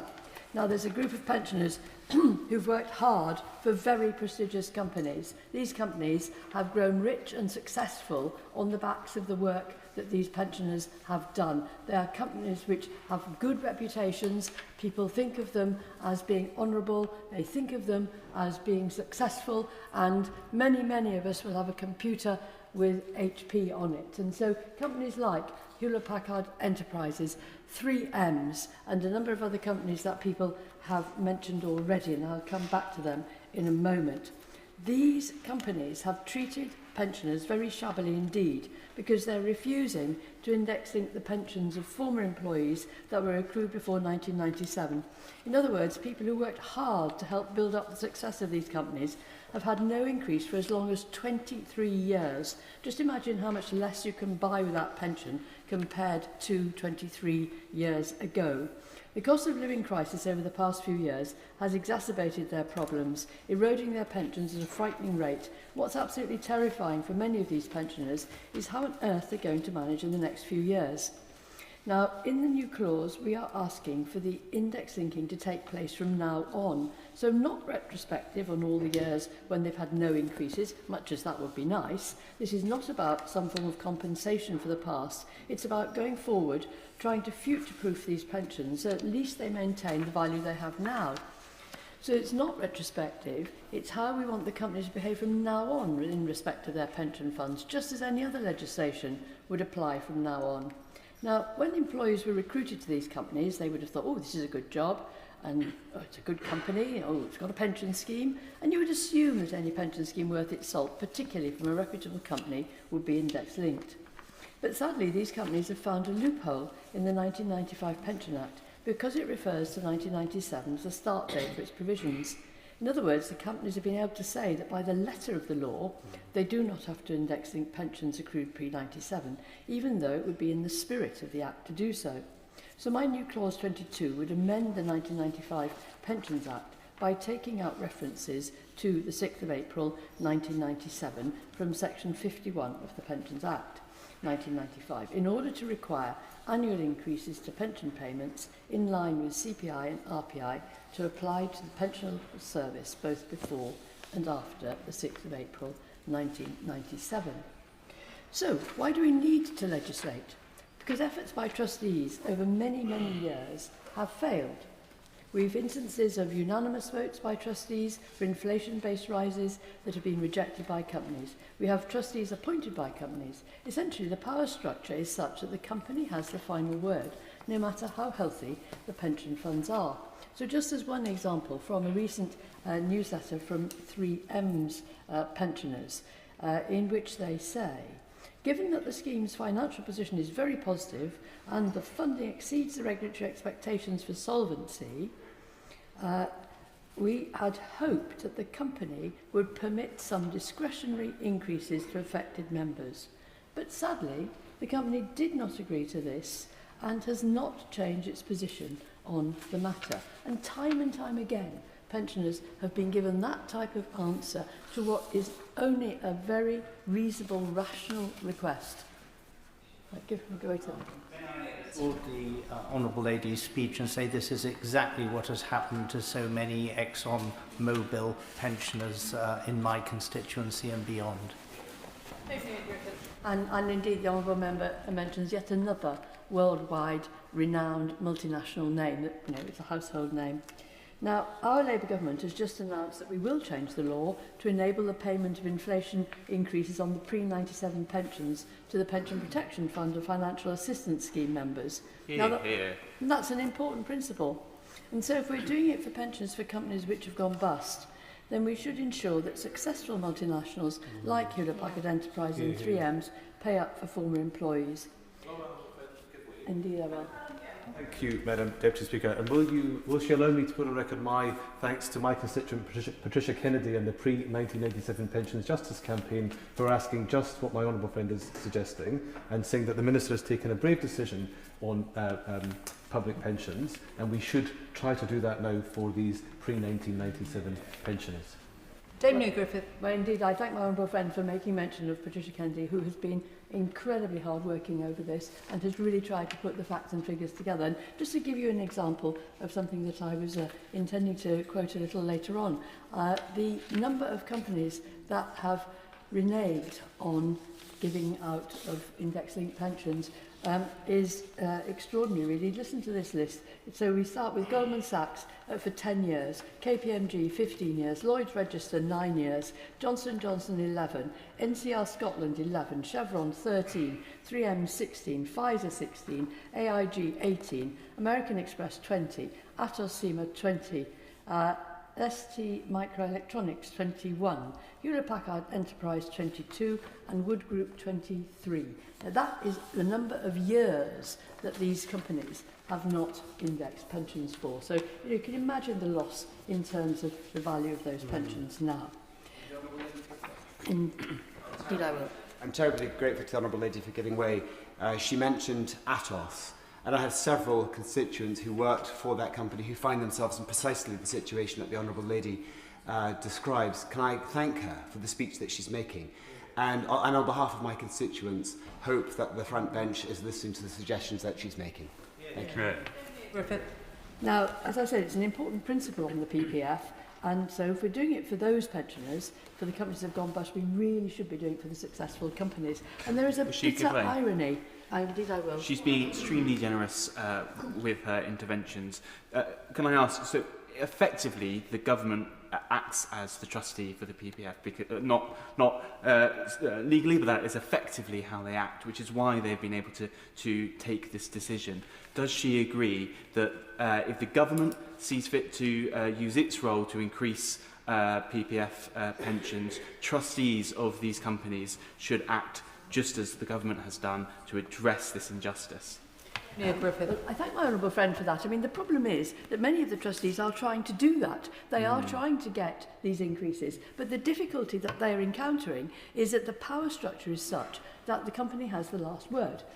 Sometimes it's trustees actually appointed by the company. Sometimes it is as a unanimous decision, as I mentioned there with the 3M's trustees, but then rejected by the company. So we're seeing time and time again the efforts of these trustees totally decimated. So I was interested in what the Minister said in his opening speech about the new powers that are going to exist. And what we really want from the front bench is some support and some help to actually help these trustees to use the legislation that the Minister is referring to, i.e. part of this bill, and to try to actually make it work, because what we want to come out of, I'll certainly give away. Just reflecting on the excellent speech that my honourable friend is making, I should just add that the pensions regulator will be bringing forward guidance to provide exactly that kind of clarity to trustees about this issue. No, Griffith. I thank the Minister for that, but it is a matter of actual action and making sure it really happens. I think we're too, how should we say, we're too used to regulators not really having the powers that they're supposed to have, or not being very effective in using them. So this really does need some action, and hopefully the Minister will help us to see how that could be done. And there really is this bitter irony that the Pension Protection Fund is actually funded by a levy on the very same companies that are refusing to indexing their own pensioners' pensions. And obviously we know from lots of evidence the only way the companies will listen is through legislation. And you know, they are multinationals, these companies, and in countries where there is a law, there is legislation, in fact they pay up. So they do respond if there is actually a law. Now, and as I've just been saying, saying the trustees have the powers is sadly very far removed from the reality. Trustees of various companies have asked repeatedly for indexation. And, you know, before handing over any surplus to the companies, they are going to be very, very wary because they don't trust them at all. And they will want to have cast iron guarantees on indexation. So let's just have a look at the scale of the problem. 75% of the UK defined benefit schemes already provide pre-97 indexation. The remaining 25% represent approximately 1.5 million members, including some 734,000 pensioners, with 80% of all pensioners concentrated within just 200 large schemes with strong employers. And, you know, as we've seen, the employer discretion has failed in practice, and many of these pensioners have had years and years of zero increases. So, New Clause 22 sets a statutory principle, i.e. that there should be indexation for them. The government can then design proportionate safeguards, so, you know, phasing in, exemptions, triggers, in order to protect genuinely weak schemes and to make sure that, as the Society of Pension Professionals says, that you don't push schemes into having to be picked up by the protection, the Pension Protection Fund. So really what we want on this is we want action. It's a small number of schemes, a manageable number, but we want the trustees really to be given the powers that can actually force those companies to make that indexation. So if the Minister is not minded to actually put this into the legislation, which is what we would want, then we do want to see some really concerted action and some genuine way forward. And if it proves that it doesn't work, that the opportunity to come back for secondary legislation and actually to put this into secondary legislation instead. Thank you very much indeed, Madam Deputy Speaker. Liberal Democrat spokesperson Steve Darling. Thank you, Madam Deputy Speaker. And if you are lucky in the lottery of life, your pension can be one of your biggest assets. But sadly, we know that there are set to be 12 million people across the United Kingdom who are not saving enough. That's around about the population of Belgium. And talking more broadly around this scheme, there is much to be welcomed with this scheme. I'm sure the Minister had his best birthday ever by spending it in the Bill Committee. I'm sure as a 14-year-old he dreamed of this day as a off the committee room holiday. But sadly I'm not joking. But thank you. So thank you for the audio description. But there is much to be welcomed, and the way that this rattled through at Bill Committee demonstrated that there is lots of good within this. However, you know, as a constructive opposition and a critical friend, I'm going to be spending most of my time reflecting on where there could be improvement. And as Liberal Democrats, we still feel that there are opportunities of having, making sure that there's a midlife MOT on where you are as far as your opportunities of investment, and also a 5 years before retirement opportunity. And we think that could be strengthened significantly. I come from an area of sadness, actually, in respect of my own father, who saw the poverty of his father as a lorry driver and threw significant amounts of his income into his personal pension in just before the 1998 stock market crash, and saw the value of his investment actually become half of that of what he invested. And nobody would expect somebody who is a lorry driver to understand the full ins and outs of how to invest in the appropriate manner. And so I think reflecting that other people are living their own lives without necessarily understanding financial markets are really important. So further strengthening of this would be extremely welcome. Also, we know that people are keen to see that their investments are doing good, whether that is tackling climate change or cleaning up our waterways. And we've got some amendments on this. And as Liberal Democrats, we welcome the Minister's announcement today of the consultation that he's looking at undertaking to drive that forward. We also welcome what was announced on the budget, I think, as long ago as last week, in respect of the British coal staff superannuation scheme and the carve-out for those. And I would suggest to the Minister that he should be listening to my colleague from Didcot and Wantage and other colleagues who, my colleague from Didcot and Wantage proposed NC1 around the AEAT pensioners, where there is a strong case that has been confirmed by the National Audit Office. And I would ask the Minister, with all due respect, to reflect on that and see it as an opportunity, again, for another carve-out where they have highlighted some real injustice, because that is what politics is about, is trying to remedy injustices. As Liberal Democrats, very happily. I applaud what he has said about the